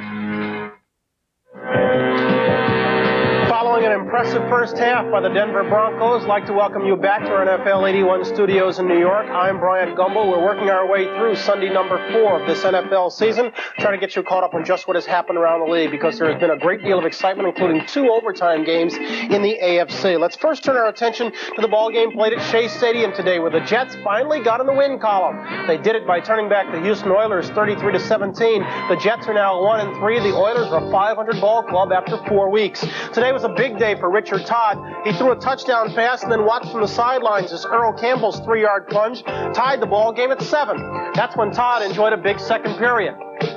He scrambled out of the pocket here, looked and found Wesley Walker, California Flash, 29-yard scoring strike, 14-7. Then a flea flicker, give to Augustiniak, back to Todd. He looks, finds Wesley Walker, 40 yards, 21-7. It was 21-10 at the half. In the third period, Kenny Stabler couldn't find the handle on this one. Stick a fork in it, somebody. Jets recover in the end zone, makes it 23-10. Then the Oilers come back. They say Stabler can't go deep. He doesn't have to. Kenny Burrow can. Finds some blocking, finds a lane down the sidelines. Nobody catches double aught. He goes all the way, 70 yards, 23-17. Looked like the Jets might fold, but instead they not only hung on, they came back and pushed Kevin Long over from the 2-yard line. The Jets made themselves a winner, 33-17. Took some of the heat off their beleaguered coach, Walt Michaels. Buffalo against Cincinnati. This is one that ended in overtime. The Bengals upset the Bills, 27-24. The Bengals move to 3-1. The Bills suffer their second straight loss of this 4-week season. Chuck Knox's club had 10 days to prepare for the Bengals, but it was Cincinnati that looked like the fresh club jumping on the board first. Kenny Anderson looking into the end zone, finding from 13 yards out his rookie, Chris Collinsworth. Good diving catch by the rookie out of Florida, 7-0. Then Ferguson came back, tied the ball game with his 8th touchdown pass of the year, 9-yarder to Frank Lewis. Before the half ended, he upped it to 14-7 by hitting Mark Bramer from 4 yards out. It was 14-10 at the intermission. That's when Ferguson came back and kept his magic up. This was his 10th scoring pass to Lewis. It made it 21-10. But the Bengals came back strong. They had it 21-17 and then took the lead on this touchdown pass to Steve Kreider. One official said he was out. He was overruled by another official. Then Nick Mickemeyer sent the game in overtime from 40 yards out with a field goal and 7 seconds left. It was left to Jim Breach. He had a 27-yarder with a little more than 5 minutes left to send the Bengals to victory, 27-24. Another overtime ball game played at Three Rivers Stadium. The Pittsburgh Steelers turned back the New England Patriots by a score of 27-21. The Pats are now 0-4. Big day for Franco Harris and company. Harris had 2 touchdowns, 63 yards on the ground.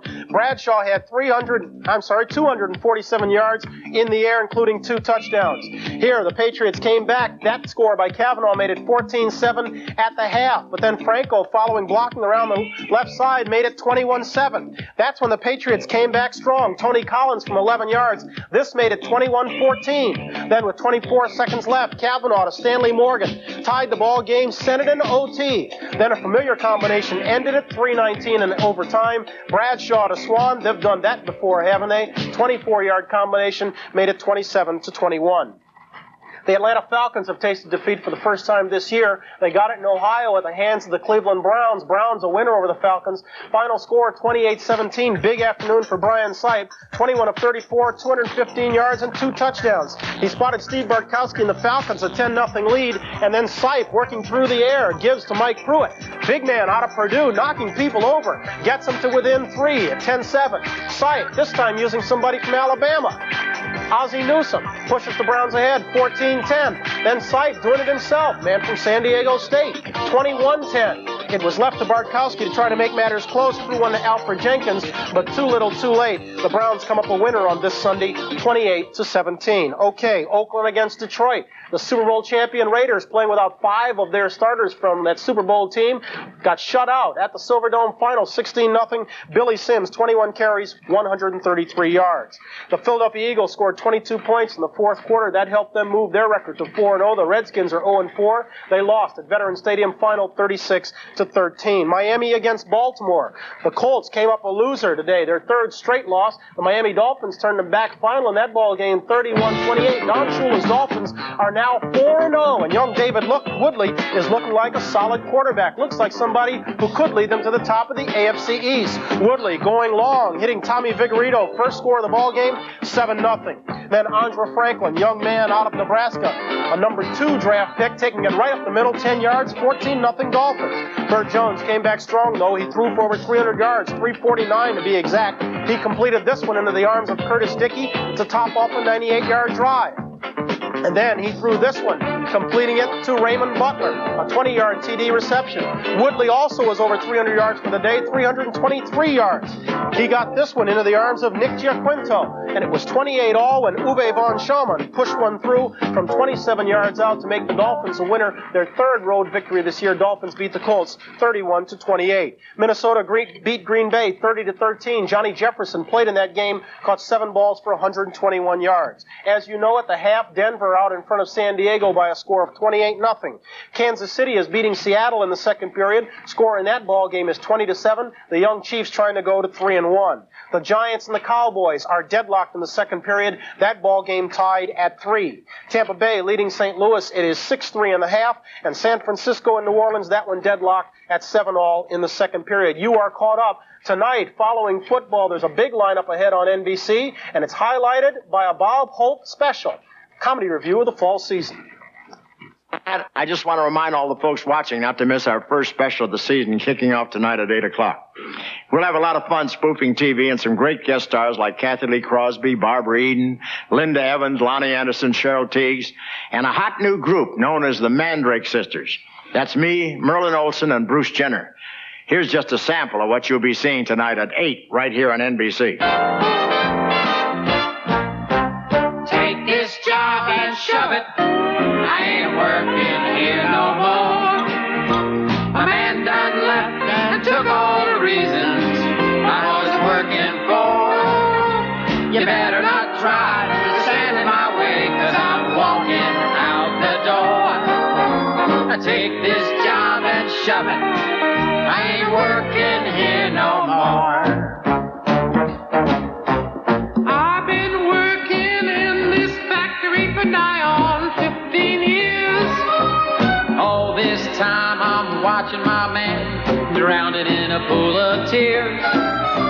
And I've seen a lot of good folk die that had a lot of bills to pay. I'd give the shirt right off of my back if I had the guts to say, take this job and shove it.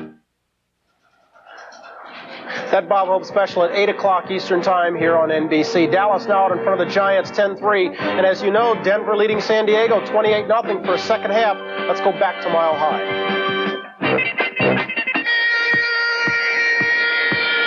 This 1981 National Football League game is brought to you by Schlitz, the Master Brewer's Brew. Just one taste and you'll know behind every Schlitz is a man who knows his beer. By Champion Spark Plug Company, Champion, world's #1 seller. By the new Chrysler Corporation. For 1982, Chrysler has the cars, the quality, and the prices America needs. And by IBM Office Products Division. We'll be back after these messages.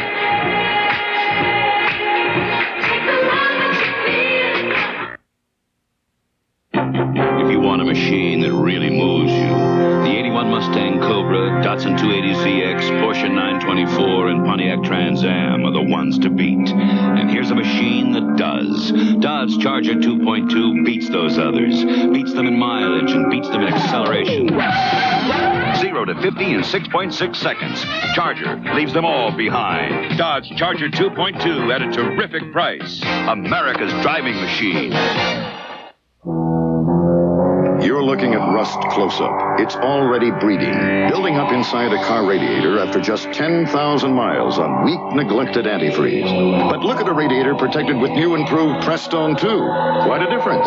Introducing advanced silicone silicate formula Prestone to lock out rust and corrosion in all metals. And now it's even stronger for better aluminum protection. New Prestone 2. The bestseller just got better. As a professor of quiet, I never raised my voice above my finger. However, never before in the history of quiet has America's best-selling muffler been 25% off. That's Walker Muffler, 25% off of the very best muffler Walker makes. Whenever you see this quietly handsome face at a Walker supplier near you, buy a Walker Muffler and save 25%. But keep it quiet. Dan Fouts has his work cut out for him. As you see the halftime numbers, Denver leading San Diego 28-0. This is Don Criqui with John Brody back at Mile High Stadium. Quarterbacks wait for that perfect day, John. Might have taken Craig Morton 17 years, but I think he found it. Well, Craig Morton is having about as good a day as anybody could possibly have. On the other side of the coin, Dan Fouts has had his two prime receivers taken away from him, and no one else has picked up the slack. It's going to really be a long day if Dan doesn't get something in the first drive. You brought out an interesting point as we look at those first half numbers that Denver is so good at taking away the strength of the other team, and they've really done that. Like Joyner, the top receiver for San Diego Chargers, caught one ball for 4 yards. And what they do it week in and week out, because when talking to the San Diego people, they said you can never tell what Denver's going to do from week to week because they play the other team's strengths so well. Here's James Brooks on the kickoff return coming up the field across the 20, and a penalty marker goes down. So the Chargers infuriated, throwing their hands in the air as they see another marker. Another roadblock is thrown against them. This has been their worst day of the season. They opened with the perfect football performance against Cleveland, and today it has been Denver's turn. I think it's their worst day in several seasons, because if you just take... Illegal block above the waist from the rear, number 54, receiving team. First down. Take a look back to the end of the 78 season when Fouts really started to come on. Since that time, he's thrown for more yards than anybody in the history of the game ever threw, and this is the worst day he's had. And he starts out in the hole with the penalty, back inside his 10. Swing pass out to James Brooks. Great play by a great player. Randy Gradishar catches the little sprint back from Auburn. Oh. Boy, you don't know how hard it is for a middle linebacker to be one-on-one with a man in a halfback position. He throws a little dump pass.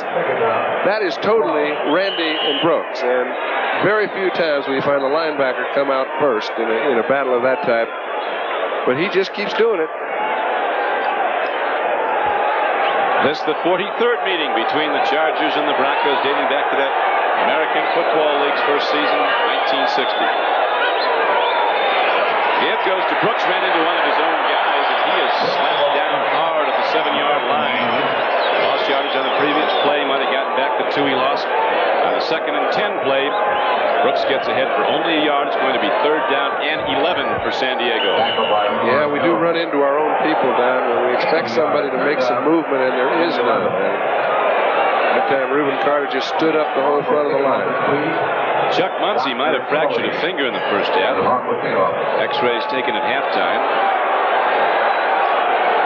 James Brooks is in there with John Cappelletti. Charlie Joyner, wide left, has only caught one for 4 yards.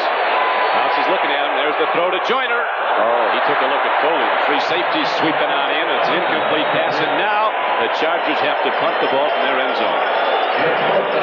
That's something you don't see Charlie Joyner ever getting caught doing. He just took a glance at Foley, and Foley is, he will plant his hand underneath your shoulder pads. He's about due to plant now because he got planted a little earlier, remembered by Kellen Winslow. Foley had a great first half, intercepted the ball twice. George Roberts, a former Miami Dolphin, in the end zone, ready to punt the ball for San Diego. Low snap. Shake. Yep. Out of bounds, and the Broncos are going to come up with the ball inside the San Diego 30, right at it.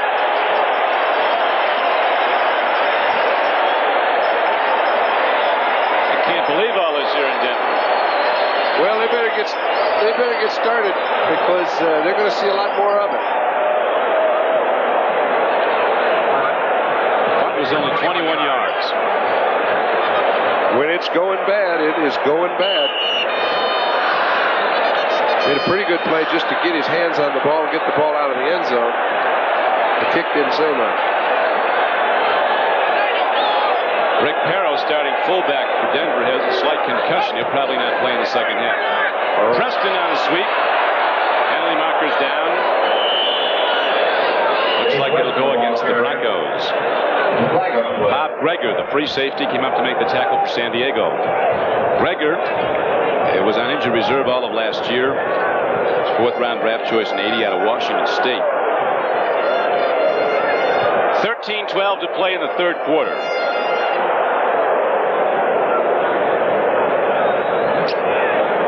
Starting middle linebacker for San Diego, Cliff Thrift, injured an arm, bicep injury. He'll not play the rest of this second half. Chuck Muncie, the X-ray show, does indeed have a finger fracture. He'll not play in the second half. Illegal block above the waist from the rear, number 25 receiving team. It might be interesting to note that the way Thrift got his job was because Don Horn injured himself before the season started in training, trying to carry his car around the block. Yeah, that was some. Bob Horn trying to strengthen his legs was pulling his car with some kind of a harness. He moved the car, but one of the legs went. Now the penalty, it's 1st and 20 for Denver. 38-yard line of San Diego. Avon Moses in motion.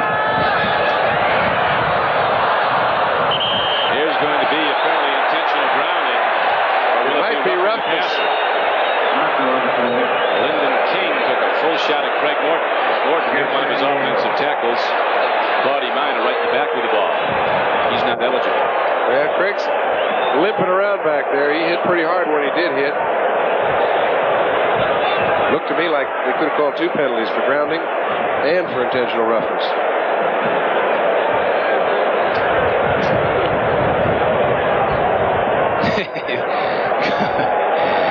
Coach Coryell can't believe all the things that are being heaped upon his team today. Personal foul, rubbing the passer, number 57 defensive team. The pass was accidentally touched by an ineligible behind the line, offsetting penalties on the offense. Offsetting penalties. I got to believe it was accidentally touched because it hit Claudia Minor right in the back. 13:08 to play in the third quarter. At the end of just the 4th week of play of this '81 season, it looks like there's only going to be 3, maybe only 2 unbeaten teams. Offsetting penalties. We had the roughing the pass on the defense. The pass accidentally hit an ineligible lineman behind the line on the offense. That is an offsetting penalty. Thank you very much. Takes care of that. Philadelphia Eagles. Boy, they're tough. So well prepared. Blew it away in the second half and beat Washington. They're 4-0 on the year. Miami Dolphins had a tight one at Baltimore, but held on to win. 31-28 in the late field goal. They go to 4-0. Dallas could go to 4-0. They beat the Giants. They're leading them now. Craig Morton swings it out. Ball is caught somehow. Wade Manning moving down the sideline, gobbling the ball, gets ahead inside the 35-yard line and down to the 32. And that is unbeaten season ended today at Cleveland. You know what Wade Manning is? He's a lot like Preston Pearson, the fellow that played at Dallas for so many years. He's an all-purpose type of running back. He can also play wide receiver. He's great on special teams, and he's just kind of a Johnny on the spot for him, and it was no accident he ended up in Denver. He started in Dallas. That's right. As you check that Dallas waiver list pretty closely. Yeah, they got several fellas here. Larry Canada comes in the game. Carries the ball on second down and 13 for Denver. Gets it inside the 30. Bob Horn in at middle linebacker makes the stop for the Chargers. Leroy Jones at left end. Louis Kelcher at left tackle. Gary Big Hands Johnson is the right tackle, and Fred Dean, who walked out for a couple days this week and a contract problem, is back and starting at right defensive end for San Diego. Now, normally you'd say, okay, Denver's in pretty good field goal position. They can kick a field goal from 44 yards, which is definitely within the range of all field goal kickers in this game. But there's a pretty strong wind against them right now. They've got to pick up 6 or 7 more yards to really be in good field position. Gusting wind sweeping out of the west. Morton stands in. He gets the time. He drills it, and once again, the sure-handed Steve Watson comes down with the ball for Denver. He's caught 7 today, just as he caught 7 last week. So this week he has a lot more yardage. They don't seem to get too excited about it either. You see, the whole key is how much time he's getting. Now, this is a blitz. Woodrow Lowe's trying to come in, but they've got him picked up with 2 offensive linemen. Nobody gets near Morton, and he allows Watson to take his time, run his pattern, and hits him. Numbers are better than San Diego, all of their receivers. Canada and Tony Reed, the setbacks now for Denver. First down and 10 for the Broncos. 17-yard line of San Diego. Tony Reed turns the corner, puts a move on, gets to the 14-yard line. Lyndon King, one of the linebackers, was on the tackle for San Diego, along with the free safety Bob Greger. It's amazing the resurgence, John, in this Denver team. Broncos started to slump in recent seasons. Last year looked like they might be getting old at certain positions. Now Morton in his 17th year looks like a young man, and the defense is right where it used to be. It's amazing how young you start to look when you start doing the right things offensively. He's the guy who put it together in his first year. Dan Reeves, for the last 4 years, had been rumored as a head coaching candidate. Now 37, he gets the job. Here's a throw and a completion. Tough Tony Reed takes the ball down at the 6-yard line and holds on. Very close to a first down. Looks like he might have it. He's got it.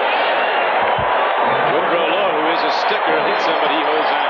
All right, again, Tony Reed makes the play. Looks like a simple little pattern. But Morton gets an opportunity to come back here. Wait. Finally, Reed breaks through, free, and nothing but pitch and catch there. Our producer today for NBC is Don McGuire. Our director, Jim Cross, as the game clock shows 9:38 to play in the third quarter. Denver challenging for a 5th touchdown in this game.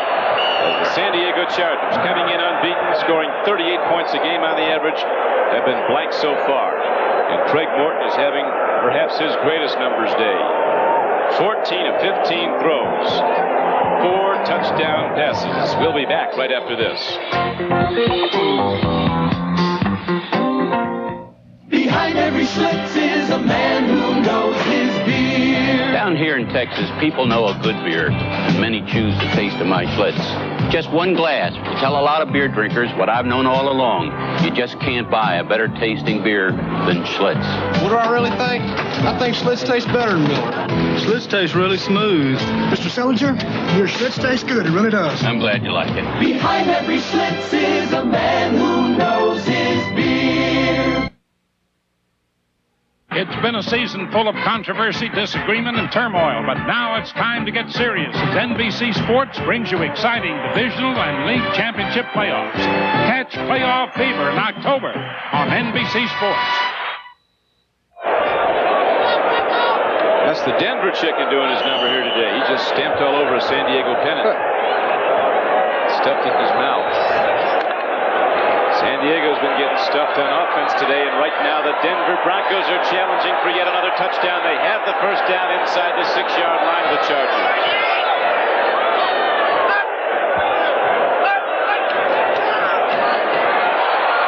Preston working hard, and it gets down to the 2. It'll be second and goal from there.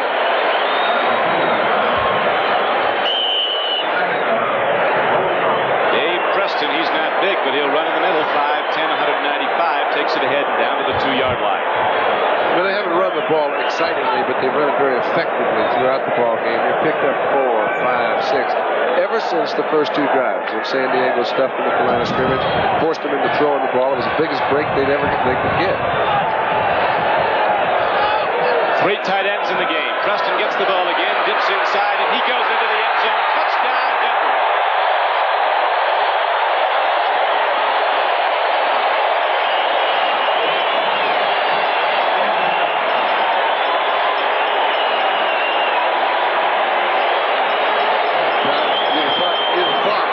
The crowd would get a little bored, but not this group. Well, they love all of it.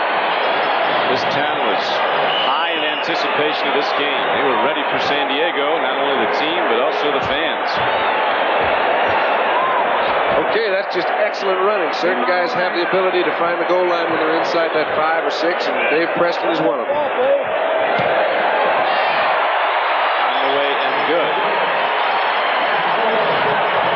So the extra point is good again, and we have a most unlikely score on the board here in Denver. The Broncos 35, the San Diego Chargers nothing. This is the idea behind the IBM Electronic 75 typewriter, to help secretaries be more productive automatically. It has automatic retyping and revision, automatic centering and underlining, automatic erasing and column layout. The IBM Electronic 75 typewriter. It saves time, and whatever saves time is more productive automatically. Miss Jones, are these your gloves? I drove Ford pickups for a lot of years, but the new generation of Dodge Rams are tougher than any Dodge before. I wouldn't say it if I didn't know it for a fact. Ram tough, with more rust protection than before, twice as much galvanized steel, and Dodge hauls the biggest standard payloads. Carbon steel frames with 7 cross members. So take it from an ex-Ford owner. Drive a truck that's built for the long haul. I do. Dodge trucks are Ram tough.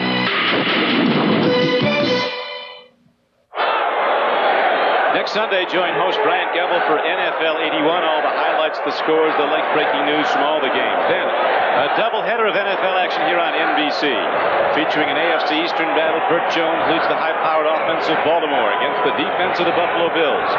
Cleveland Browns, who upset Atlanta today, travel to Los Angeles to meet the Rams. Check your local listings for the games in your area. Next Sunday at 12:30 Eastern Time on NFL 81. Here's the kickoff. Here come the San Diego Chargers, ripping it out. Getting ahead for some fairly good yardage on the play for San Diego is Andre Thompson. Just acquired from Green Bay. One of the people, the only person that's come in so far, a lot more draft choices, Will, for John Jefferson. Well, Andre Thompson doesn't have any 36-yard play or point play he can call on. And right now, I think you may see some wholesale changes, even with 25 minutes left to go in the ball game. Fouts, his team down 35-0, throws a strike. His tight end, Kellen Winslow, gets the ball out across the 30. Get a hit for 8 yards. Denver defense laying way back now. They know the long plays have to come, and San Diego's even going to get close to getting in this game. Well, what happened is Denver's offense took the ball game away, forced San Diego to do the things that Denver wanted San Diego to do. Allow their linebackers to take deep drops, pursue after the ball is thrown, keep Fouts from being able to throw the ball down the field effectively, and I think the stats with Winslow and Joyner state that pretty easily. It's now second down and 3. Dan Fouts takes a look. Got a man open, Kellen Winslow. He's ahead, knocks him midfield at the 49. There is a possibility part of our network will be switched to the Kansas City-Seattle game. Right now in Denver, Colorado, there's 7:45 left to play in the third quarter. Denver surely is number 1 today. That's been the story. The Chargers have been down, but they came into this game unbeaten. They'll go to 3-1, as will Denver. And I think Craig Morton's seen enough for the day. He's 14 out of 15 for about 250 and 4 TDs. I think you'll see DeBerg when they get the ball back. Tough to improve on that, so DeBerg will get his shot. They got another good quarterback here, a rookie from Purdue, Mark Herman. Now, Eric Sievers, the rookie tight end from Maryland, catches the ball for San Diego. The first down play, he got about 9. Usyk and Swenson were on the tackle. Okay, let's take a look at Denver's defense. Those linebackers, 53, 58, They're dropping deep. They're letting anybody come in underneath. Let a back come in underneath. We can catch them, give them 5 or 6 yards. You see 7 people back there, 8 to 10 yards in depth. That's been the story. Second down and less than a yard for the Chargers. Draw. James Brooks. Not big, but he works hard. He hits hard. He gets ahead to the 40-yard line. He's got a first down for San Diego.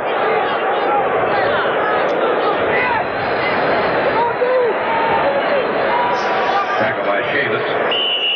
Mile altitude. I guess the oxygen here a little more in most places, John. Yes, sir. That's Lyndon King, and he has been worked on just as all the linebackers for the Chargers.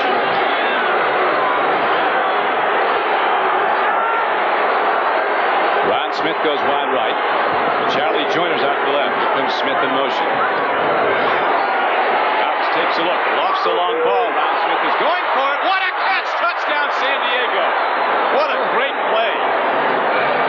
Chargers can hit you fast, and they just do. It looked like it was overthrown, and Smith somehow got the ball and goes into the end zone. And he pulled a hamstring as he did score the touchdown. He extended himself about as far as it could be done. He did pull a hamstring. Yeah, he came up with 6 points, but just take a look at how well the ball had to be thrown. This is Bill Thompson coming all the way across the field with Smith now one-on-one all the way down the field. This is what you call beating a defender. This is what you call great execution. Then gets back, sets up, puts the ball up in the air early. That's his fort. Doesn't throw it more than 40 yards in length. Throws it right where it has to be thrown. You mentioned earlier, John, there is the tailwind coming out of that end of the field, and that caught Fout's ball. Took it a little longer than he probably wanted it, but Smith, with his great speed, put on a burst, caught the ball, goes into the end zone, and then goes down with a hamstring pull. And Dan Fouts has a touchdown throw, but his team still trails 35-6 with 5:59 to play in the third quarter. So the Chargers, highest scoring team in the league, are on the board right now. Now let's go to New York to NFL 81 and Bryant Gumbel. Bryant? Thank you very much, Don Cricky. Seattle's Jim Zorn is trying to bring the Seahawks back in the third quarter. Here's a 24-yard strike to David Hughes, who makes a nice grab, setting up a 2-yard touchdown run by Sherman Smith. Seahawks on the board, 20-14. Kansas City ahead in the third quarter. Thank you, Byron Day. We're back here in Denver, Colorado with 5:59 to play in the third quarter. San Diego just struck on the long throw and got the touchdown there first of the day. Ron Smith walking off after he pulled a hamstring muscle going into the end zone. What a catch he made. I say it was a hamstring, and it certainly appeared to be. He grabbed the back of his leg, and it seems to be something he pulled. But you can see how he has extended himself to about just as far as he could. One of the few great plays the Chargers have put forth today.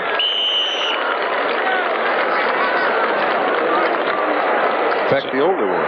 It was. It's her first real big gainer. Rolf Benershka now comes out on the field to try an extra point. He's usually out there most of the afternoon with all the scoring San Diego does. And Luther holds.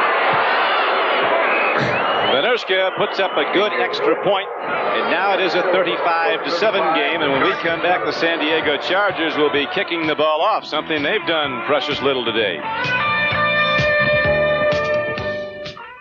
In 1928, we didn't have enough people to qualify for an insurance plan. But Connecticut General took us on anyway because they believed we were going places. Spotting a company on the way up is good for our business because when we take on a client, it's for life. Connecticut General's kept us happy. But quite frankly, that's their job. After all, business is business. After 53 years, we still work for United Technologies like it's the first day because we want their business another 53 years. Connecticut General. We keep some pretty tough customers happy. Some people thought it was risky to taste test my Schlitz against other top beers on live TV. But not our people here at Schlitz. We figured a lot of beer drinkers would pick Schlitz over their beer. And they did. Second hopping, Russ? Right. In my 40 years as a master brewer, I've never been more proud of my people or my beer. We'll keep brewing great beer, so more of you will keep choosing it. Taste our Schlitz. Behind every Schlitz is a man who knows his beer. The 1981 World Driving Championship, the most coveted title in auto racing. The battle comes down to one and only one race, the Caesars Palace Grand Prix. Live from spectacular Las Vegas on NBC Sports World. Didn't take the Chargers long to get their first touchdown of this day. 39-yard payoff to Ron Smith from Dan Fouts for the touchdown. Here's the kickoff by Benerska. Wade Manning won't bring it out. So Denver will go on offense, first and 10 from their 20, and we pause briefly for station identification. This is the NBC television network. This is KOA TV, Channel 4 in Denver. Down the game, the quarterback, the Denver Broncos, 6'2", 205 pounds, fifth year from San Jose State. Recent seasons with the San Francisco 49ers. And remember this, he started at Dallas. Where do you think Reeves saw him play? He played very well in San Francisco, and just happened that Joe Montana got to playing so well. Bill Walsh had to make a choice, and he decided to keep Montana, and Steve is up here. You recall it was DeBerg who really got this thing going early when he threw that 34-yard completion on the one down he was in for Craig Morton. He was shaken up in the first quarter. And then a couple plays later, Morton threw for 19 yards in the game's first touchdown, Riley Odoms. If you see the ball up in the air much more in this ball game from the Denver side, I'll be very surprised. It's not DeBerg's decision, you know. It is Reeves, but I just don't think it'll be put airbound. Kansas City holding on over Seattle with a long way to go. We still could be sending some of our network to see that game. Right now, the Broncos go to the run, and here comes Preston turning the corner and getting out across the 25-yard line to the 28. Larry Canada made a block on Duncan and absolutely buried him. We were talking, John, about the day that Craig Morton's had 14 of 15 completions, 250 yards, 4 touchdowns, no interceptions. His first pass he threw in the NFL, he was saying, was to Bob Hayes back in 1965 at the Cotton Bowl. Good for 65 yards and a touchdown. He said, I thought this game was easy. And we're looking at Larry Canada right on Duncan, the safety. He's just all over him. And Canada is a special situation type player whenever they're trying to run out the clock or run him with the ball. Big. Berg swings a pass out now. Tony Reed takes the ball for the Broncos. Goes out of bounds. Came on a 3rd and 3 play. Lyndon King, the left linebacker, was over to knock him out. Dan Fouts. Numbers aren't bad. The 2 interceptions hurt. They're not typical Fouts days. He's throwing for over 300 yards regularly. Last year, passed for 4,700 yards, over 4,700, an all-time NFL record. Dan Fouts, of course, came into pro football in the year of some great young quarterbacks. 73, Burt Jones came in that year. Ron Jaworski, Joe Ferguson. Fouts is as good as any of them. Recent years, he brought out the best. Or better. Fair catch made by James Brooks at the 37-yard line of the Chargers. There they'll go on offense, 1st and 10 with 5:01 to play in the 3rd quarter. 37-yard punt. So when we come back, the Chargers go back on offense, looking to strike long as they did the last time they had the ball. Quality and value in a new American car, you must be joking. Unfortunately, to many Americans with responsibilities, it's no joke. Plymouth, yes, Plymouth is changing that with the new Reliant K. The highest mileage 6-passenger front-wheel drive car in America. Firm, quiet, built with advanced technology. Plymouth Reliant K. The American way to get your money's worth. Now there's a place where they have their own authorized mechanics, quality parts and service, and prices you can afford. Now there's K-Care, found only at Kmart. Noisy muffler? We've got the answer, the Arrestor Plus. It's large, quiet, requires no adapters, and it's warranted for as long as you own your American-made car. Now it's sale priced at just $17.97. Need a muffler? Get the Arrestor Plus. Sure quiets things down. Get K-Care, only at Kmart. This is Byron Day in New York, and these kind of things will turn a coach's hair gray. On a pass to Ted McKnight, he fumbles the ball. When he's hit, it's recovered by Gregory Johnson. Stunts the Kansas City drive. Seattle now has the ball. They trail by 6 in the 3rd quarter. Thank you, Byron. Here we are back in Mile High Stadium, Denver, Colorado. Denver 35. The San Diego Chargers 7. San Diego with the ball, first down and 10. Cox lets a long one go. Joyner goes for it, makes a diving attempt. The coverage was there by two-time All-Pro Louis Wright. That's what he's got to do, though, Don. I know there's very little chance that he can really pull this ball game out. I mean, anybody else but Fouts had given it away a long time ago, but here you see, he finally gets Louis Wright one-on-one with Joyner. Now, Joyner could beat anybody one-on-one, but he doesn't beat Louis Wright very often. Makes a great play to try and pick up the reception, but can't get it. Interesting day with these upsets. Central Division of the AFC finds all four teams, Cincinnati, Houston, Cleveland, and Pittsburgh, now standing with 2-2 records.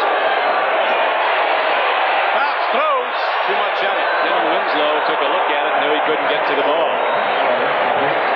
Second down and 10 play from the 37-yard line. Every play it's a different linebacker that fouls up the quarterback. That time it was Bob Swenson. He had Kellen Winslow one-on-one with him down underneath. Swenson weighs about 240. They missed him last year, had the fractured arm, was out the whole year.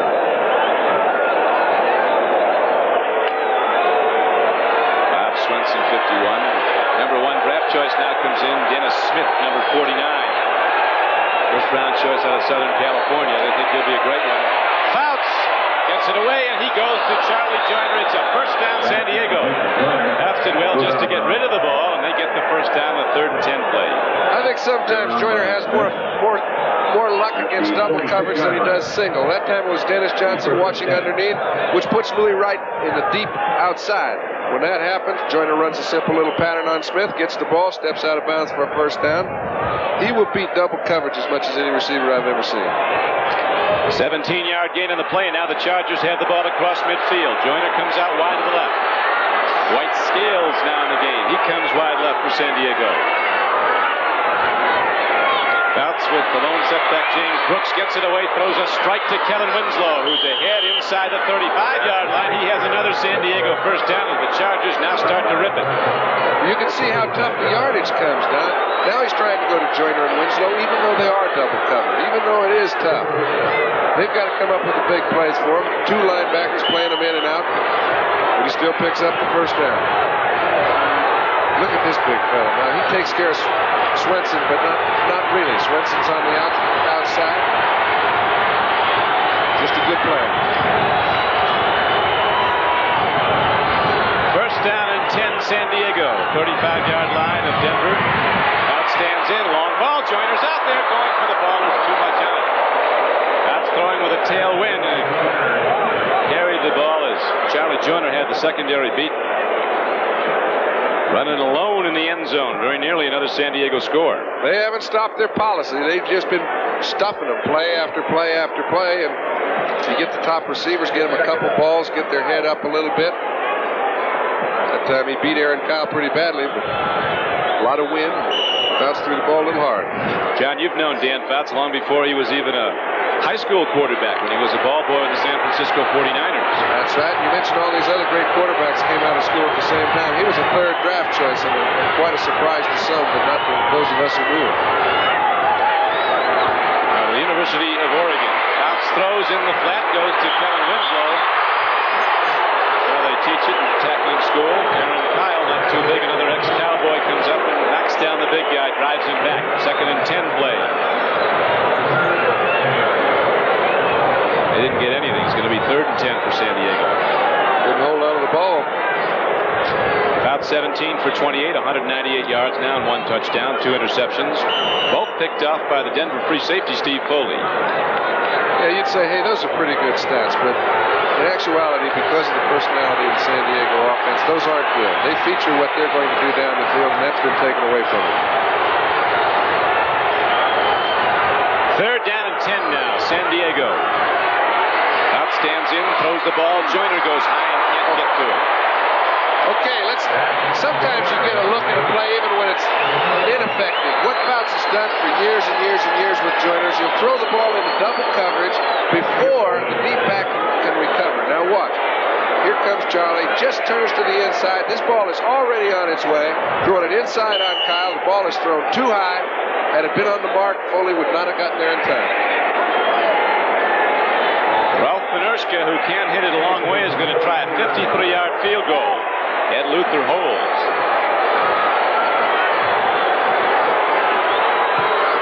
Got that wind behind him. He's got plenty of distance, and he is right there. Ralph Benerska right through the bars, 53 yards away, and the Chargers have now scored their last 2 possessions. We're still in the third quarter.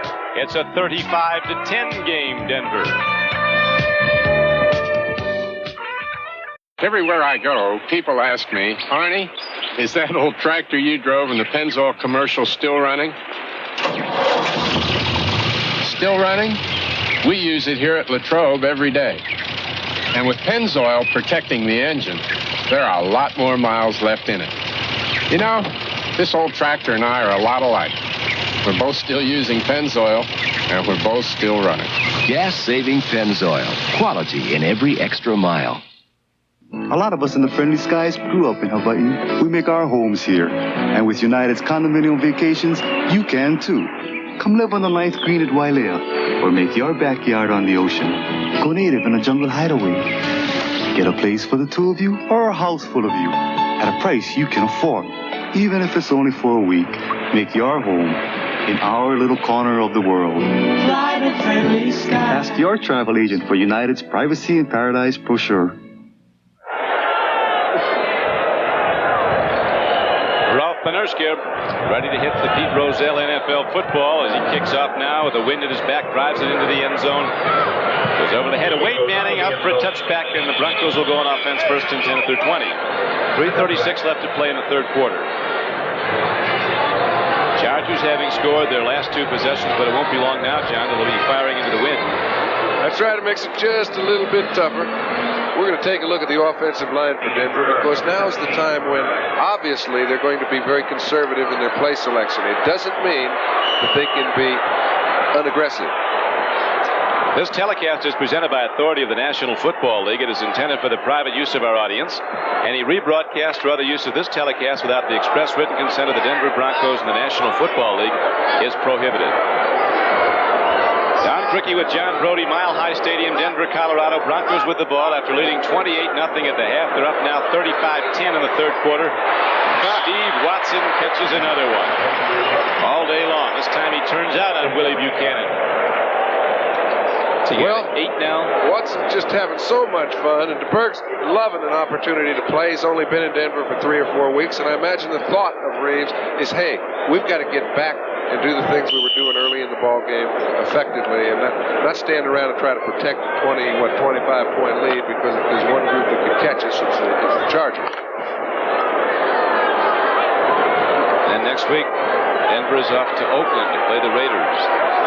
Watson has caught 8 for 178 yards and 2 touchdowns. Handoff goes to Preston. He's ahead across the 30 out to the 32-yard line. First down. Billy Buchanan coming over from the left corner to make the tackle for San Diego. On short yardage, they get the first down, and so 4 new downs for the Denver Broncos. Tackle by Buchanan. 79, Gary Big Hands Johnson, the number 1 choice in 75 of San Diego. Loves to get the quarterback, says it's like going hunting. Yeah, he might have brought his gun, but he didn't put any shells in it today. Did last year, though. I think he led the AFC in sacks with over 17. 17 and a half he was credited with. Now it's first and 10, Denver Broncos. DeVer throws. David Moses lets it sail on overhead. David Moses in his 13th year as a wide receiver for Denver. Played college football at San Diego State under the current San Diego Chargers coach Don Coryell. Dan Reeves, we were mentioning earlier, 37, is the youngest National Football League coach right now. Came in here after spending 8 years as a player and partially a player coach with Dallas. The last 3 seasons, he was offensive coordinator of the Cowboys. Last year, they were the highest scoring team in football, 454 points and scored 60 touchdowns. They've really started to score the last 2 weeks here at Denver under Reeves. 28 points last week, 35 already today in the third quarter. Second down and 10 carry. Preston gets the ball to the 35. The scores on this fourth Sunday of play. Miami on a late field goal by Von Schaumann extends its record to 4-0, winning 31-28 at Baltimore. Minnesota coming back from a 10-0 deficit beats Green Bay. Kansas City holding to a 6-point lead over Seattle in the fourth quarter. Dallas leading the Giants 10-3. Two unbeaten teams are in the books with 4-0 records. Dallas could be. There's San Francisco leading New Orleans. Shotgun formation for DeBerg on 3rd and 6. He throws. It's incomplete. So now the Chargers will get the ball back on a punt with 1:54 left to play in the third quarter. They'll still have the wind at their back for that long a time. Well, DeBerg had a little misconnection that time with Lyland. He had him one-on-one with King, and King made a fine defensive play. Never did allow him to get open.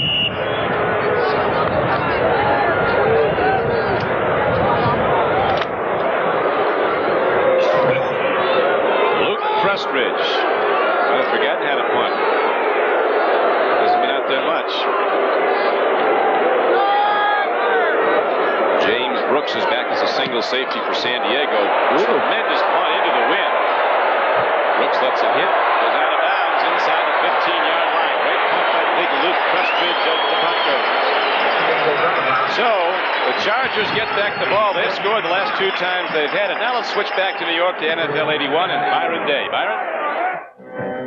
Thank you very much, Don Criqui. The Seattle Seahawks are now on the move early in the fourth quarter.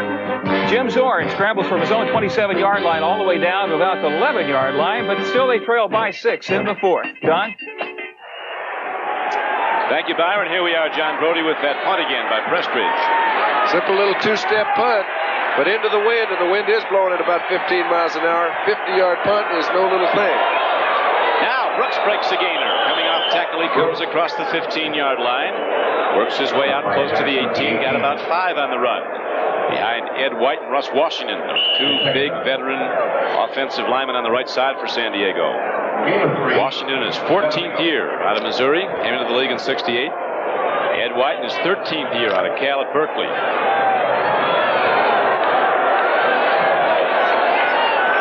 Third quarter winds down to 1:15 to play in the quarter. Scales in motion. Bounce goes back to the run. James Brooks carries on second down and about 6. He got ahead for maybe 3 yards. James Brooks is a working guy. Came in as a number 1 draft choice. In college, he played in the same backfield one year with William Andrews of Atlanta and Joe Cribbs of Buffalo. All of them down together at Auburn. This is Kellen Winslow. When we say he's an all-purpose type tight end, he can block at 250 pounds. You see what he does to Dennis Smith. And Ed White's out in front leading the block. They haven't given up. They haven't thrown the towel in.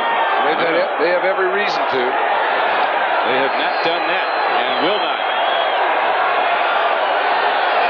Derek Coryell keeps humming right through 4 quarters, regardless of the score. Here comes Fouts looking for some. Got a man. Charlie Joyner gets open. He has a first down up to the 34-yard line. Joyner now getting open more than he was in the first half when he was held to 1 reception for 4 yards. Came in with a spectacular yard per reception average over 25. It's just getting tougher and tougher, but he is going to his 2 top receivers right now, Winslow and Joyner. They sit down. When things are going poorly for them, they sit down and try to figure something that will work out. They've come up with a few solutions. They've been a lot more effective in this half than they were in the first. First and 10 for San Diego. Third quarter clock down to 21 seconds. Chargers trail 35-10. Over the middle, there's a catch by Eric Sievers, the rookie tight end. Another big gainer for the San Diego Chargers. A 15-yard reception and run by Sievers out to the 48-yard line. Boy, Fouts made a fine play that time because Rulon Jones was right in his face when he threw the ball. Had to come off his prime receivers. He can get the ball out of his hands as fast as any player I have ever seen from the time he decides to throw it to somebody. At the end of the third quarter, the score is Denver 35, San Diego 10. We'll be right back after these messages from your local station. They were kids together. Now, it's the first reunion of the Sophisticated Gents, a world premiere. Paul Winfield, he planned the reunion, but not the murder. Denise Nicholas, the good wife. Robert Hooks, the womanizer. Harry Gardino, the crooked cop. Ron O'Neill, he passed for white. Bibi Besh, her husband and her lover are gents. A powerful saga, Tuesday.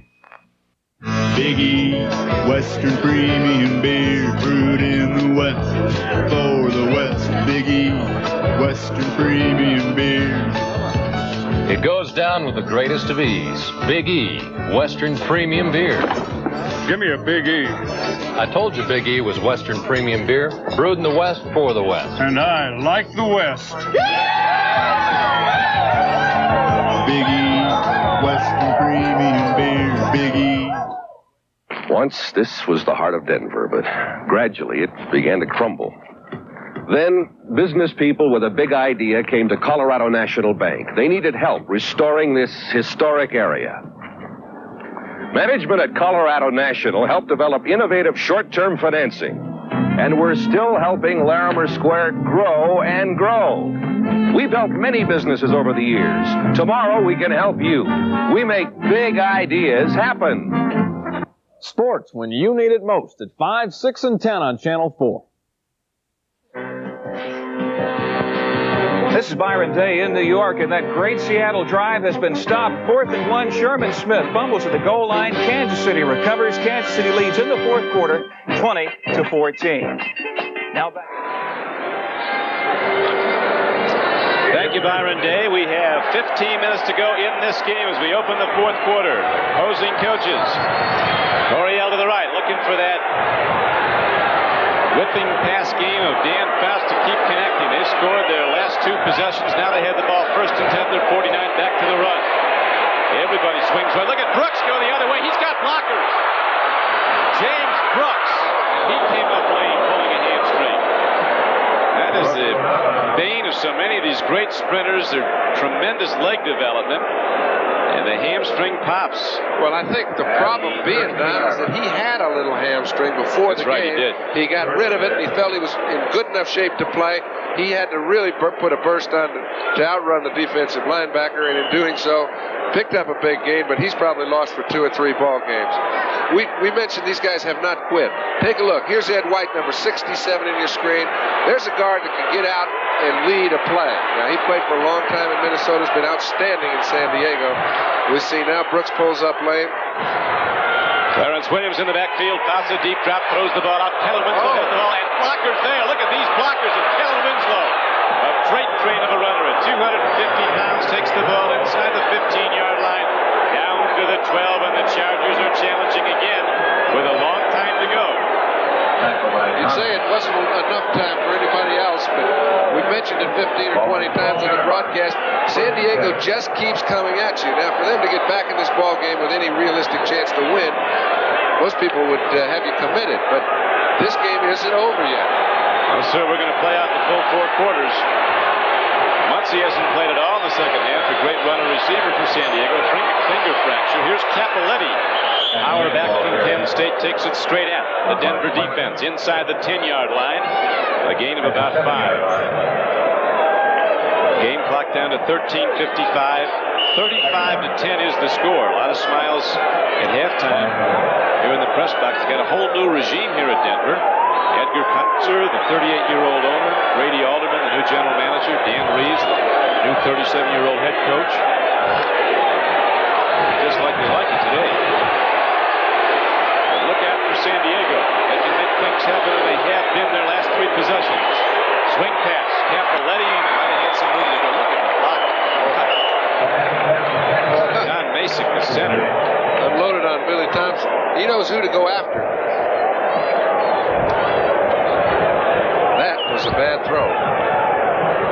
He'd have got into the end zone if it was a little lower. I think in all the years I've watched Fouts throw those swing passes, I have not seen him miss 5. Big down now for the Chargers. 3rd down and almost 6 from the 7-yard line. Fouts has thrown 34 times. He's completed 20 for 245 yards.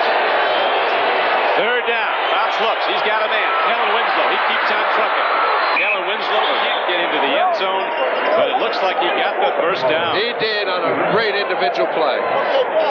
We'll be back to watch the Chargers go for the touchdown, but first to Byron Day in New York. Thanks, Don Cricky. Things are going so well for Kansas City in the Kingdom. Watch this. James Hadnot first to the line. The ball is pried loose. It's bobbled around. Kansas City finally falls on the ball for about a 10-yard gain. Not a bad way to rush a football. 2014, Kansas City still leads in the fourth. Thank you, Byron. We're set to go now here in Denver. The Chargers coming back in the second half. First and goal from the 1-yard line. Penalty marker goes down. Penalty marker at the line of scrimmage. I do think it's against Denver, however. They had somebody jump early. Looking at the offensive line, it looked pretty well set. Clarence Williams was into the line. It is a call against the Broncos, so they'll get a half-yard pickup, half the distance to the goal, and a new down. They'll get first down over. A lot of time to go, 13-17. Offside, number 75 defense. Rulon Jones left early.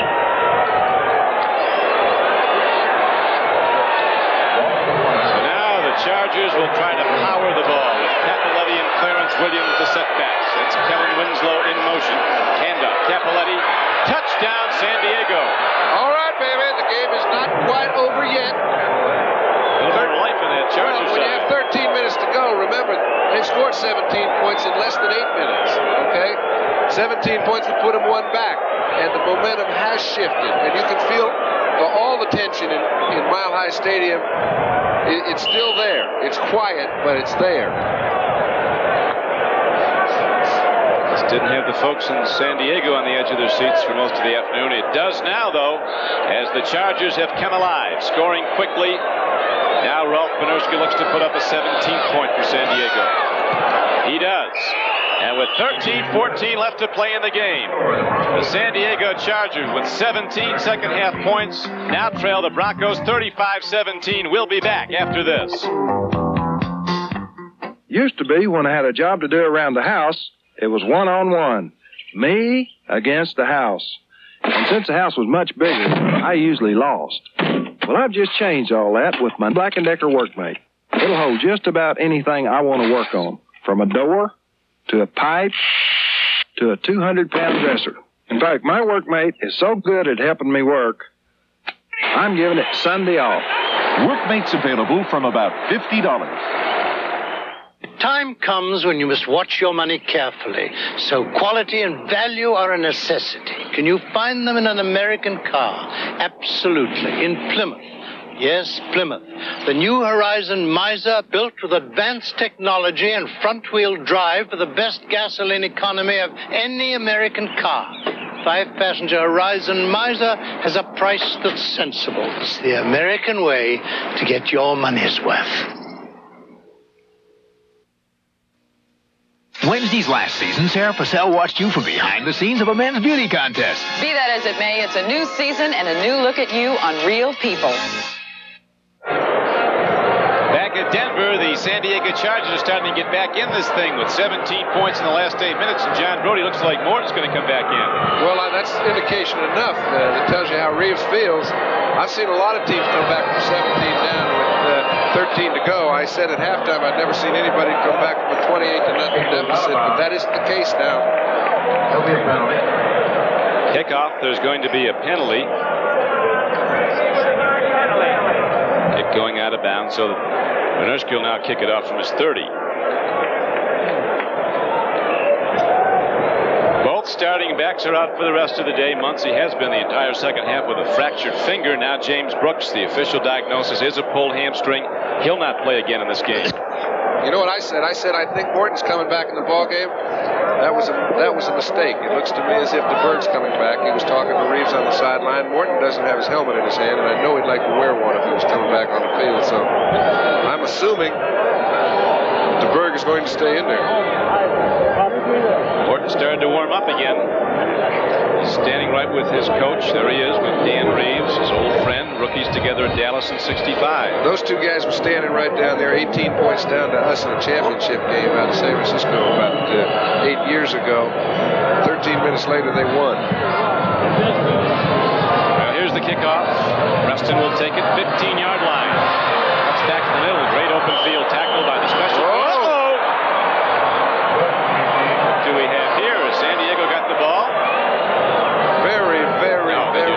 San Diego doesn't have it. They ruled the ball dead when his shoulder hit the ground. Hank Bauer. He came down, made that open field tackle. Hank makes this club with his special teams play. Hank Bauer's made a lot of open field tackles, and I noticed on the first kickoff to start the ball game, he forced the play, and he's forced every kickoff since. That's an excellent play on special teams. He could make this team if he didn't do anything else. You feel a little shift in Old Mo? Old Mo has definitely shifted here in the Mile High City. And a long way to go, 12:58 to play. DeBerg still working at quarterback. First down and 10 for the Broncos. To the run. Handle. That's the number 25. Free ball. San Diego has the ball. You might be witness to one of the all-time comeback, sports fans. They do not go away yet. So the Chargers get the ball back on a fumble recovery. We'll be back to watch them in action, but first, to New York, to NFL 81 and Byron Day. Thanks very much, Don Cricky. Kansas City on the move, returning the favor that Seattle gave them when they fumbled. But Kansas City now fumbles. Delaney fumbling, Harris picking it up. And the Chiefs are ahead 20-14 with 7 minutes left in the fourth quarter. Don? All right, here we go at Mile High Stadium. Has started up. The foot stamping has started among the 76,000 that jam this stadium for every Bronco whole game. Here is Fouts looking into the end zone, throwing short. Kellen Winslow catches the ball. He's down to the 15-yard line. He got 10. Might be just short of the first down. The big guy, 6'6", 250 pounds, reached up one hand and took it down. I'll tell you what they did here is they sent Kellen out late. Fouts was again a little high with the ball, but Winslow, anything in his area, he seems to bring down. They've run a lot of delay patterns, trying to get the linebackers deep, throwing underneath them, and they've been very effective in the second half, throwing to their best two receivers. They're working into the wind, but you'll remember that Denver scored its first 3 passing touchdowns at this end of the field. Now the Chargers, who've been scoring quickly. Fouts looks, end zone ball. White Scales, he's up. And now the penalty marker, it's going to go against the Denver Broncos. Well, I don't know. I think it is. Louis Wright's bringing protest up, but the officials are calling the play down to the goal line. And we have got something happening in Denver. 17 points scored by the Chargers in the last 8 minutes, and they're ready to go in again. Trailing in the game 35-17. Number 20 defense. First down on the 1-yard line. And Dwight Scales made an excellent play to get in a position to force Louis Wright to do something about it. He'd have come down with this ball had Louis Wright not interfered with him. A very close call. Wright, plays that bump and run very well, but Scales gets underneath him to get position on the ball, forcing Wright to make the penalty. The good times were rolling here in Denver earlier this day, but now there's cause for concern as Cappelletti takes it down to the goal line, but not in. Not in. And the game clock goes down to 12:02 to play. This is when they sorely need a Chuck Munson. He is not healthy. We mentioned again, James Brooks, also their other first-string back, is not available. Cappelletti, who does a yeoman's job in there, has got to carry the brunt of it. Rich Coryell has seen his team come flying back many times before. This would be the all-time Charger comeback. They were down in this game. They were out of it. Over the top. And again, the Denver defense holds. It'll be third down and goal from a yard away. All right, we mentioned their offensive line had not given up, but they've got to create enough room to get them in the end zone on this play. Because every time they're stopped, it runs off seconds on the clock. 11:40 to go in the game. 17-point difference. They're down on the 1-yard line. Third down and 1. If San Diego does score, they'd be down by 11 with a successful extra point. But then need to score 2 touchdowns. Touchdown and a field goal wouldn't do it for them. They'd still be a point behind. Right now, though, the Chargers looking to get this touchdown. Third and goal, a yard away. Cappelletti the up back. Toss. And Winslow is up one hand. These guys do it in a hurry as the Chargers come back and score again. A most remarkable comeback. That guy made that play look like it was just an easy little catch, and I guarantee you there aren't 5 players in the National Football League who would have touched the ball. Look at this. Now he's just kind of lollygagging out there. Fouts throws it a little high again. Winslow just puts up a mitt, brings it in. Thank you very much, and now they're within 12, trying to get to 11. Well, there is a different ambiance to this 76,000 Denver fan crowd. I'm going to bet you Morton's back in here in this series. Extra point up and good. When the Chargers start to strike, they do it in a hurry. And now they've scored quickly 24 second half points. They're down by 11 with a long time to go. Behind every Schlitz is a man who knows his beer. The people in St. Louis know their beer, but as a master brewer... Schlitzer. Thank you. I know one taste of my Schlitz can change a lot of minds. And now more people know. I like Schlitz better than Bud. I'm a Miller drinker, but you have to taste Schlitz to believe it. Mr. Sillinger, your Schlitz tastes good. It's a good tasting beer. Here's to it. Behind every Schlitz is a man who knows his beer. There's a hungry kind of feeling, and every day it grows. You know there's so much more to you than anybody knows. In the Army, we do more before 9 a.m. than most people do all day. Hey, First Sergeant. Good morning. We need you in the Army.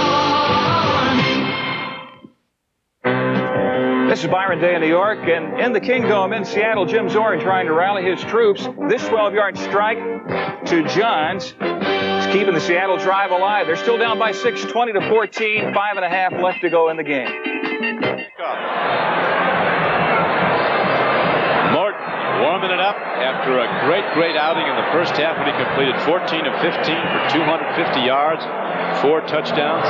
When it was 35-0, you had the feeling maybe he'd done enough for today, but right now you don't get that feeling. Here comes Wade Nanning with the ball for Denver. Boy, it hurts when you run in the middle of that wedge. Ray Preston was the first man down, make the tackle for the Chargers. And now the offense comes out. Number 7 comes out, the 17-year veteran Craig Morton. Where's his white horse? You might need it. They want to control the ball. They don't want San Diego to get it back. The Chargers have been in the end zone moments after they've gotten the ball. Last 4 times. They were down 35-0 in this game. Now the Chargers have come back. It's 35-24 and still 11:05 left to play. Morton takes a look. He's got a problem. Gets away. Oh, the man is open. Haven Moon. And he's out of bounds at the 48-yard line of San Diego. If he'd been able to stay in bounds, it would have been touchdown city for Denver. Now, people have talked about Morton and his immobility. He created that completion because all his receivers were very well guarded, but check his footwork in the pocket. He doesn't move a lot, but he does move the right way. Look at this. He's moving around in this pocket, and as soon as he hits Haven Moses wide open on the sideline, you know Morton's loving it. That's right. He knows. Let's go.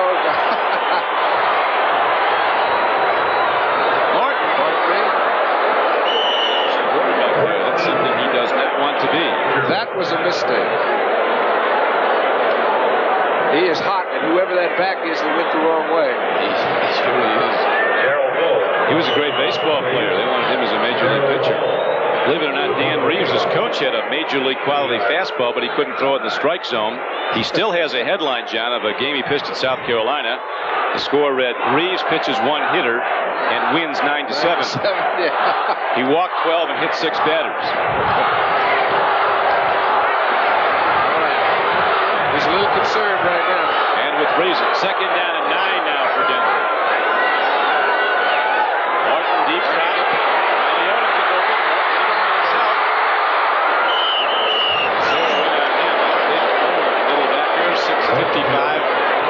Came up to make the play. So did 71 Fred Dean. And that's what, it was a fine play by Craig to keep you from the ball, because when a defensive lineman hits you from behind, he's always going for the ball. Craig didn't see him. Doesn't look like he's too well either.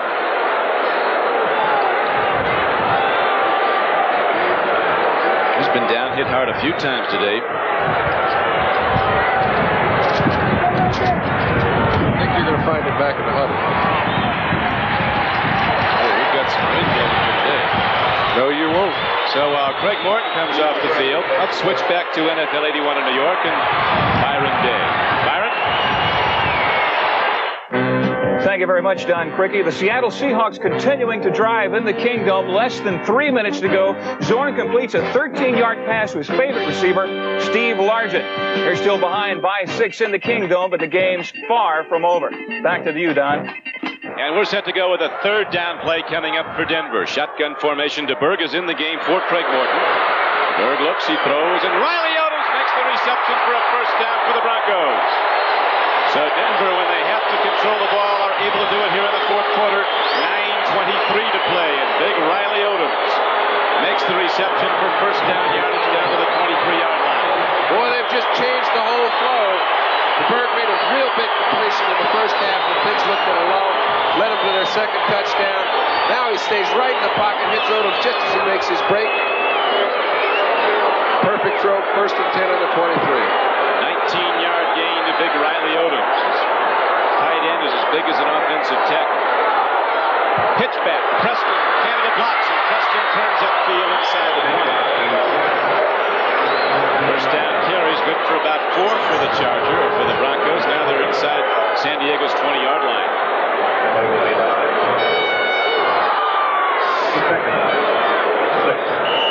Craig Morton shaken up so briefly, right back, ready to work.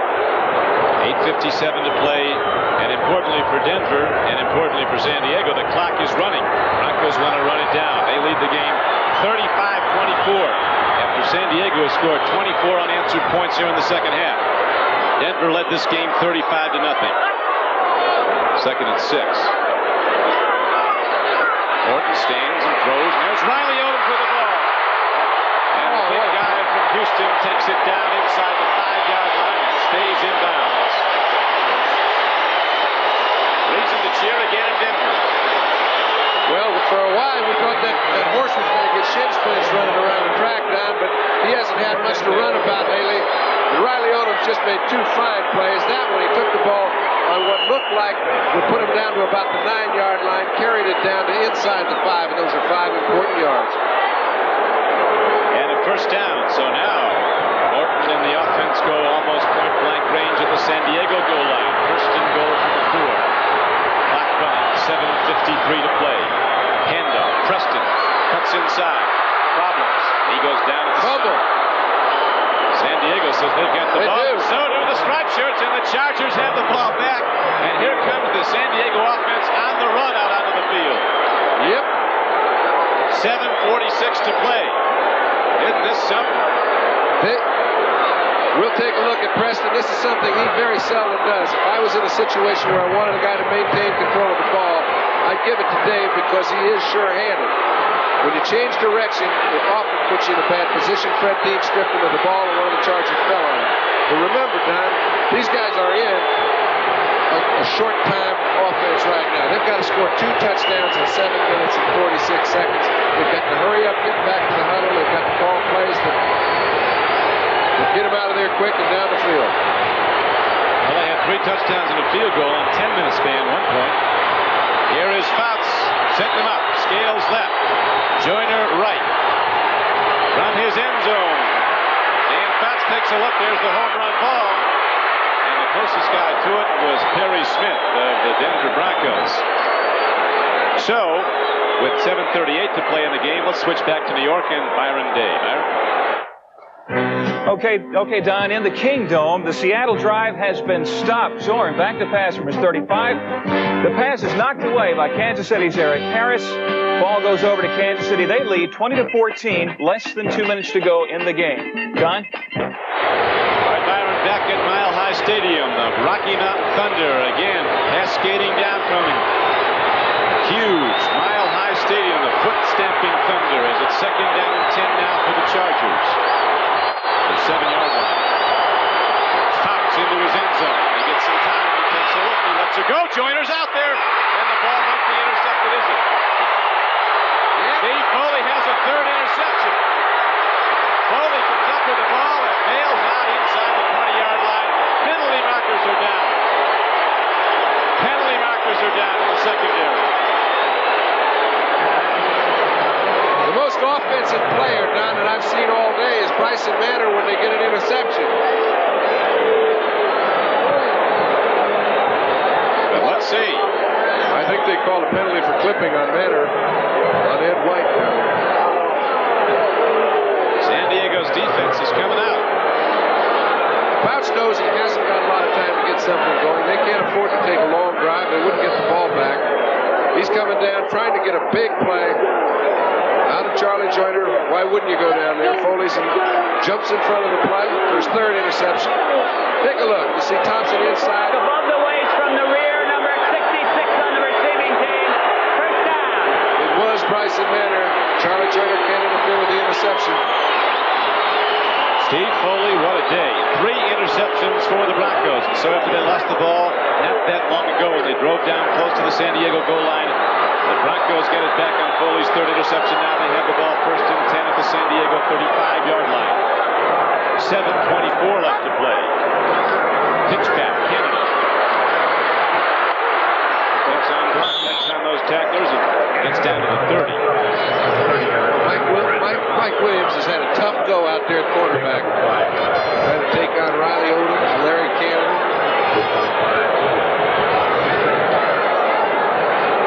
Dan Reeves showing a little concern. Dan Reeves looking for his third win as a head coach in the NFL. For so long he'd been rumored, young as he is, to be going to other teams. Speculation the New York Giants were going to hire him. Denver did, and apparently made a very wise move. This team is getting better and better. Right now the Broncos lead 35-24. Fourth quarter, 7:18 to play in it. Second down and 6. To the run inside the 30 go the Broncos, down to about the 28. That'll bring up third down and about 4. For San Diego to keep any realistic chance of winning this ball game, Dan, they have got to stop this drive. Rob Lytle comes in, carries the ball, and now third down comes up 3rd and 4 for Denver. Broncos huddling at their leisure, running that clock down to 6:45 to play. Chargers down 35-0. Have scored 24 unanswered points in the second half, but they still trail by 11. Shotgun. Morton calls timeout. Lyndon King jumped into a gap like he was coming out of blitz. So the clock is stopped with 6:36 left to play in the game, and Morton comes over for some counsel from his longtime friend and now coach Dan Reeves. We'll be back at Mile High Stadium after this. Today, when many makers are taking quality out of their cigars, Dutch Masters is putting more in. Many others have switched to manufactured wrapper that isn't all tobacco. But Dutch Masters still grows premium leaf to age into our famous light-colored natural Claro wrapper. And now Dutch Masters is enriching its blend with Havana seed tobaccos. We're putting more quality in so you get more pleasure out. Dutch Masters Presidents, naturally worth more. There's nothing we want to watch on TV tonight, but we're still going to watch something great with our RCA video disc player and video discs. Just flip a switch, and on our TV, we see Airplane or The Pink Panther, The Godfather or Grease, Muppets, Monsters, Mickey, MASH, and 100 more, starting as low as $15. And the player costs less than $500. Put it this way, we're watching a great movie, and you're watching us.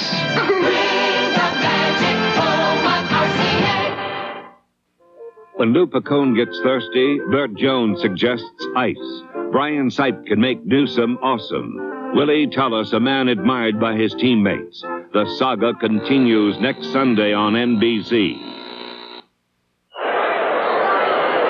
Don Criqui with John Brody back at Mile High Stadium. That's the time remaining in the game. 6:36 to play. Denver, a slight underdog coming into the game, leading San Diego 35-24. Broncos led at one point, 35-0. 21-0 in the first quarter, 28-0 at the half. Then the Chargers roared back. Now, here's a throw and a completion and a first down. Free ball, that's a fumble. Sure it is. And the Chargers have the ball back.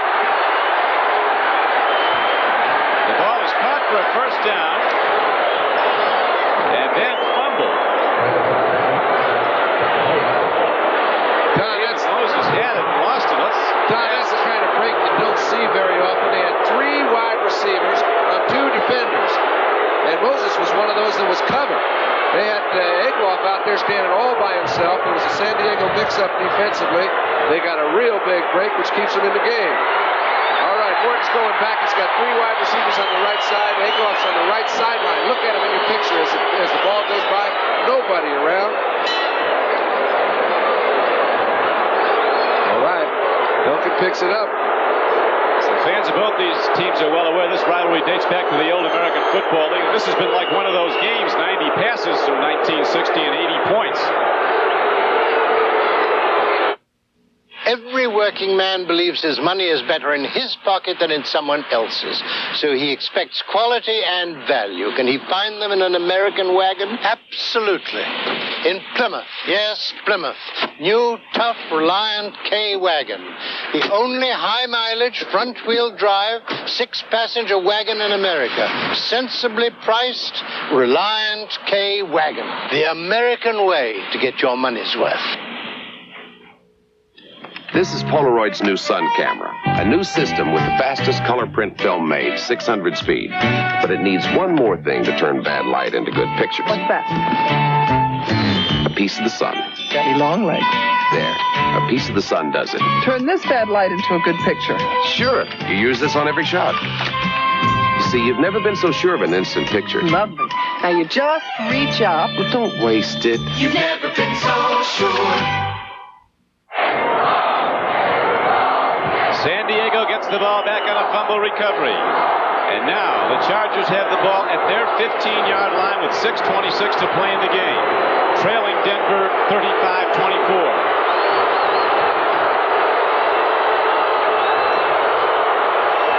Bounce takes a look. Throws to Charlie Joyner. He's sandwiched at the 30-yard line. Boy, he sure was. I think I'd stay out of Steve Foley's way. He reads that stuff about as well as anybody I've seen back there. He lays the wood. Foley's been one of Phelps' leading receivers today. Got 3. They might have got it for holding also. No, motion.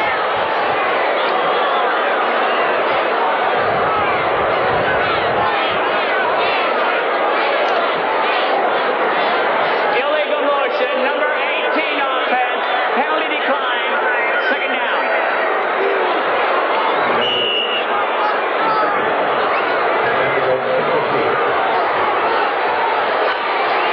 Declined the penalty to the Denver Broncos, and so now it is 2nd down and 10 on the Charger 15-yard line. Fouts throws hard, throws a strike to Kellen Winslow. Good for about 9 yards. Fouts is 24 for 41 so far in the game for 270 yards, 2 touchdowns. He's been intercepted 3 times, all 3 by the Denver free safety Foley. Morton is 16 of 17 for Denver for 293 yards and 4 touchdowns. No interceptions. Almost perfect. The only ball he didn't complete was a little over the middle pass to Haven Moses, and he wasn't open. So he hit every open receiver all day long. That rating system John the league office uses with the computer, Warren's going to go right off the board, I think, for this week. Cappelletti fighting for a 1st down yard on 3rd and 1. John Cappelletti gets ahead for what's needed. And the clock continues to run with 5.5 minutes to go. They've got to get moving just like it's a... You see the crowd quiet. They're concerned. They know San Diego's an explosive team.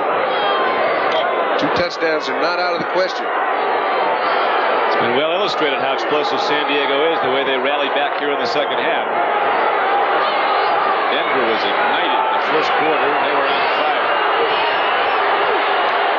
San Diego came back in here, running hard as Cappelletti on a 1st down carry. Cappelletti might have lost the ball.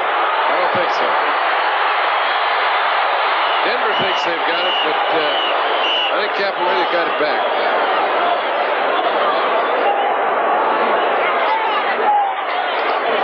Denver's quite sure they have the ball. They do. This thing is wild, isn't it? Crazy time here in Mile High City.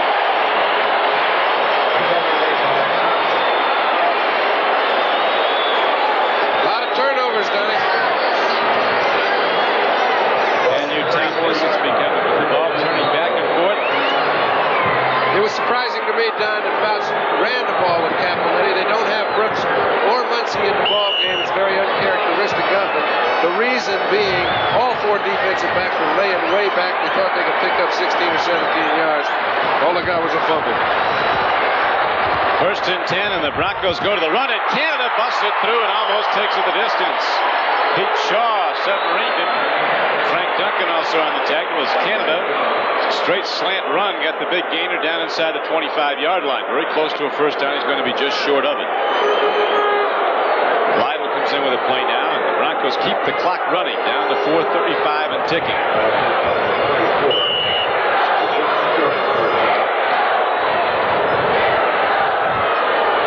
Very easily be 3-1 teams in the AFC West at day's end. Denver if they win, San Diego if they lose. Kansas City if they continue and beat Seattle. Here's Canada again. They call him the mailman around here. Doesn't get a lot of work, but he carries the mail when they need him.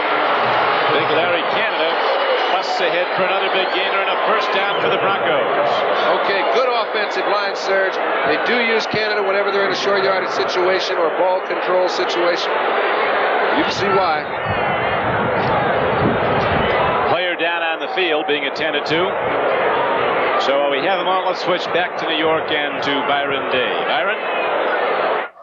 What's close, Don Cricky? We're giving Byron Day a rest real briefly. This is the fourth Sunday of this NFL season. Let's try to get you caught up on a couple of earlier highlights, starting with the ball game at Shea, where Walt Michaels, the pressure on him figures to be relieved a little bit. Jets beat the Oilers 33-17. Big day for Richard Todd, 25 of 39, 312 yards, and 3 touchdowns. Big day, too, for Kenny Anderson and the Bengals. They upset the Bills, beat them 27-24 in overtime on a Jim Breach field goal. This scoring strike from Kenny Anderson put them ahead late in the ball game to Steve Kreider, first ruled out of bounds and then ruled yes, it was a touchdown. It helped the Bengals go back in front, helped them beat the Bills. Pittsburgh beat the New England Patriots in overtime 27-21 on this touchdown pass. Bradshaw to Swan, 24 yards, 3:19 into the overtime. The Steelers go to 500. The Patriots are 0-4. And the Atlanta Falcons and Steve Bartkowski, they lost for the first time today thanks to a big afternoon by Brian Sipe, 21 of 34, 215 yards, including a touchdown pass to Ozzie Newsome. Final in that ball game, 28-17. Let's go back to Mile High. Don Cricky. Thank you, Bryant. They're changing pictures on us in Studio 6B. That was Bryant Gumbel, as you know. And now the Denver Broncos on a first down carry go to the run and get more yards right up the middle, down the 11-yard line. And most importantly, from a Denver standpoint, John Brody, they run the clock down to 3:24. Well, they've got the defense demoralized. They gave them a little lift, knew that San Diego had the feeling they had a chance. They got the ball back for their offense, and in the last 3 series, the offense hasn't been able to move it very well. This is when it's easiest to run for an offensive football team. 11 points down, 3 minutes left to play. Pretty tough to hold yourself together. Second down and 5 now at the 10-yard line. Rob Lytle straight ahead at the San Diego defense. He's down to the 6-yard line. And the clock keeps on ticking. 2:43 to play in the game as Morton leisurely convenes a huddle. Seen a lot of stuff in 17 years. I think Dan Reeves is right. He is better than he's ever been. That's what he says. He says his arm is better. He said when he first came up, John, he threw a real hard ball with the nose down. He was kind of hard to catch his ball.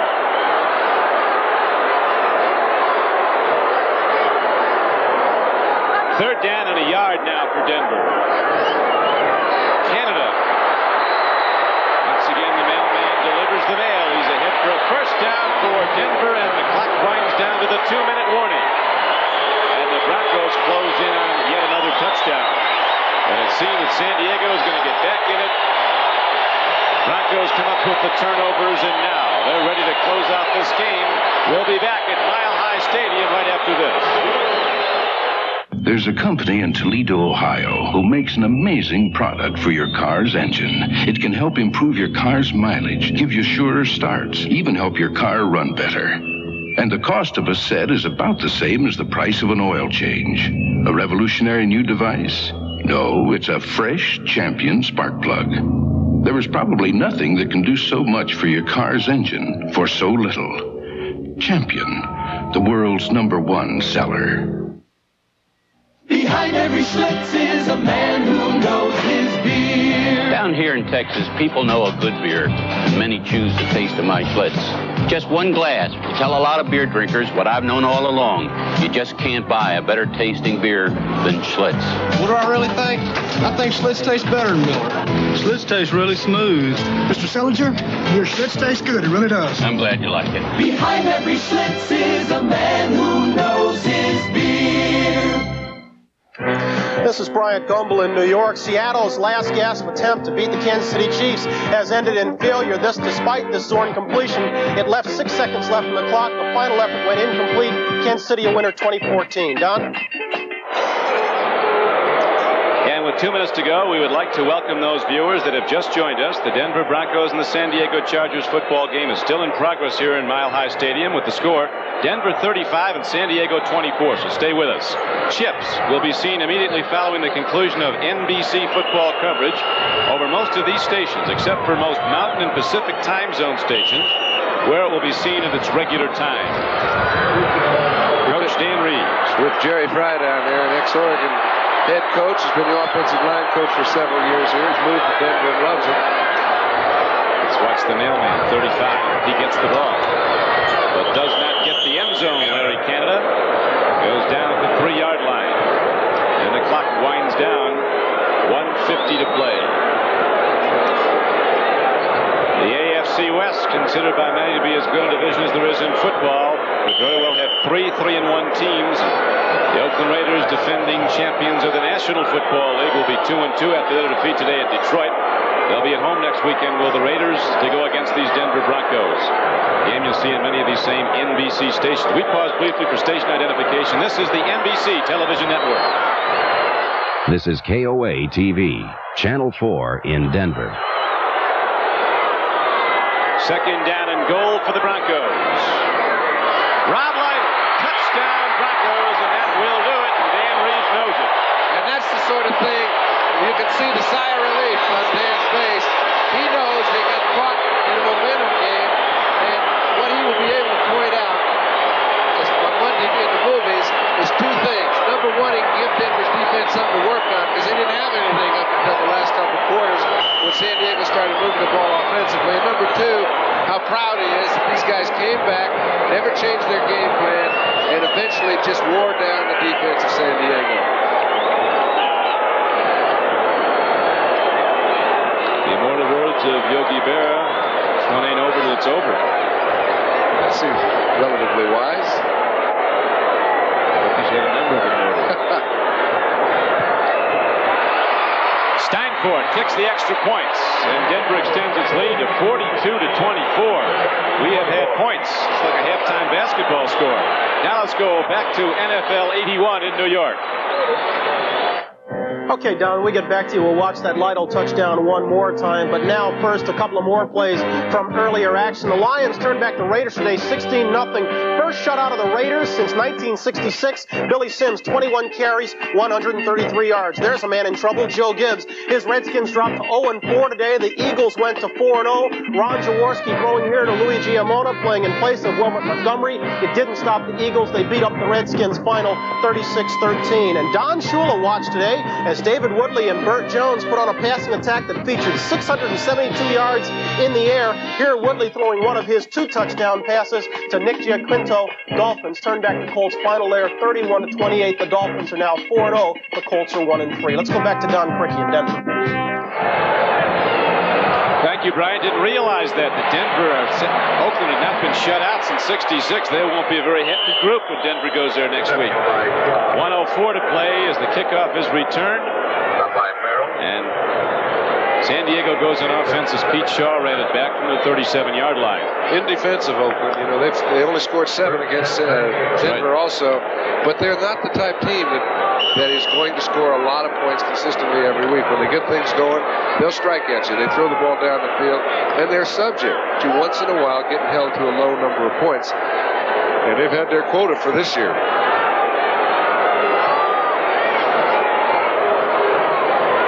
Dan Fats will come up a pitching. Long ball. Joyner. Tip ball. And Denver defensive back. Boy, those linebackers in Denver get a deep drop. We watching it all day long. The problem is when your back's up against the wall and you can't afford to throw underneath him because it doesn't do you any good. We have a moment. Our thanks to our spotters, Ron Talpers and Al King, and our statistician, Ray Friedman, here in Denver. Our producer today for NBC, Don McGuire. Our director, Jim Cross. The executive producer of NBC Sports, Don Ohlmeyer. As we are now down to 59 seconds left to go in the game. San Diego's record to go to 3-1. Denver's will rise to 3-1. They've got a good thing going in the AFC West again. Here is the throw down on the sideline, and Charlie Joyner can't hold on. 53 seconds left to play, and now let's, while we have a moment, swing back to Bryant Gumbel at NFL 81 in New York. Bryant? All right, Don, a couple of late scores to pass along to you. Kansas City, a winner for the third time this year, beat Seattle 20-14. Dallas beating the Cowboys in the fourth period. That one stands at 18-3. With 14 points in the fourth quarter, Tampa Bay beat St. Louis 20-10, and San Francisco, about to become a 500 ball club, beating New Orleans 21-7 in the fourth. Don? Okay, Bryant, now we go to third down and 10 for San Diego. Outs again, dropping, again firing. This time a connection. Clarence Williams has the ball, and he is out of bounds at about the 49-yard line. John Brody, where do you think these two clubs are headed from here? We still have 12 weeks to go. Well, I think the most surprising thing is how effective Denver's offense is. This isn't just a fluke. They come out firing the ball. I think their whole offense is very well structured. And on San Diego's side, they've got to do something defensively. I don't care how many good players you have. If you don't play coordinately, you can't be effective. And today, they were beaten 4 or 5 times because of miscommunications. They were run off the line of scrimmage on occasion, but that's not their problem. They've got good defensive linemen. They've got to get some coordination back there and hold some teams to under 20 points. It will be a long year if they don't. Winslow watches it fly overhead. That whole new defensive system in San Diego this year. Of course, Jack Pardee, most recently coach of Washington, prior to that head coach of the Chicago Bears and twice NFL Coach of the Year, is now the defensive coordinator under Coryell at San Diego.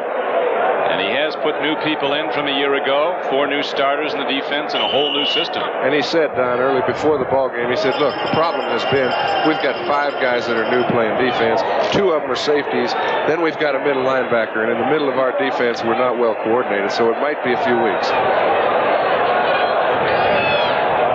Everything holds up as it has been. We'll have 3 teams tied for the lead in the AFC West. Fox has a problem, and Rulon Jones gets him. Rulon likes all that.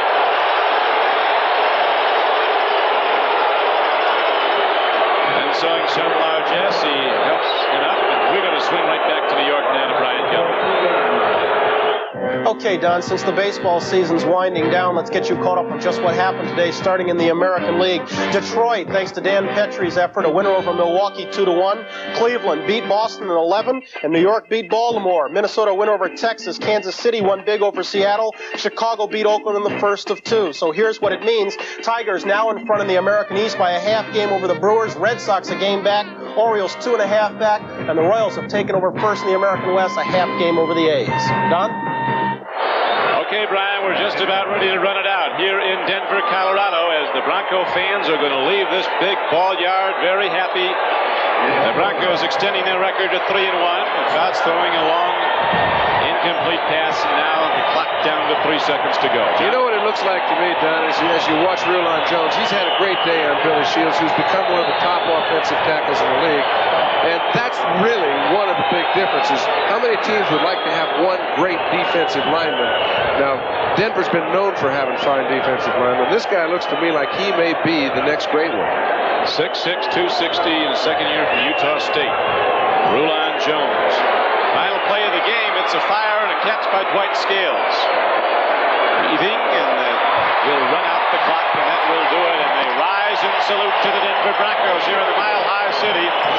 Dan Reeves and his Broncos and the lady on the white horse with something to smile about as the Broncos move into co-leadership with the San Diego Chargers and quite possibly Kansas City at day's end if the Chiefs hold on and win that game.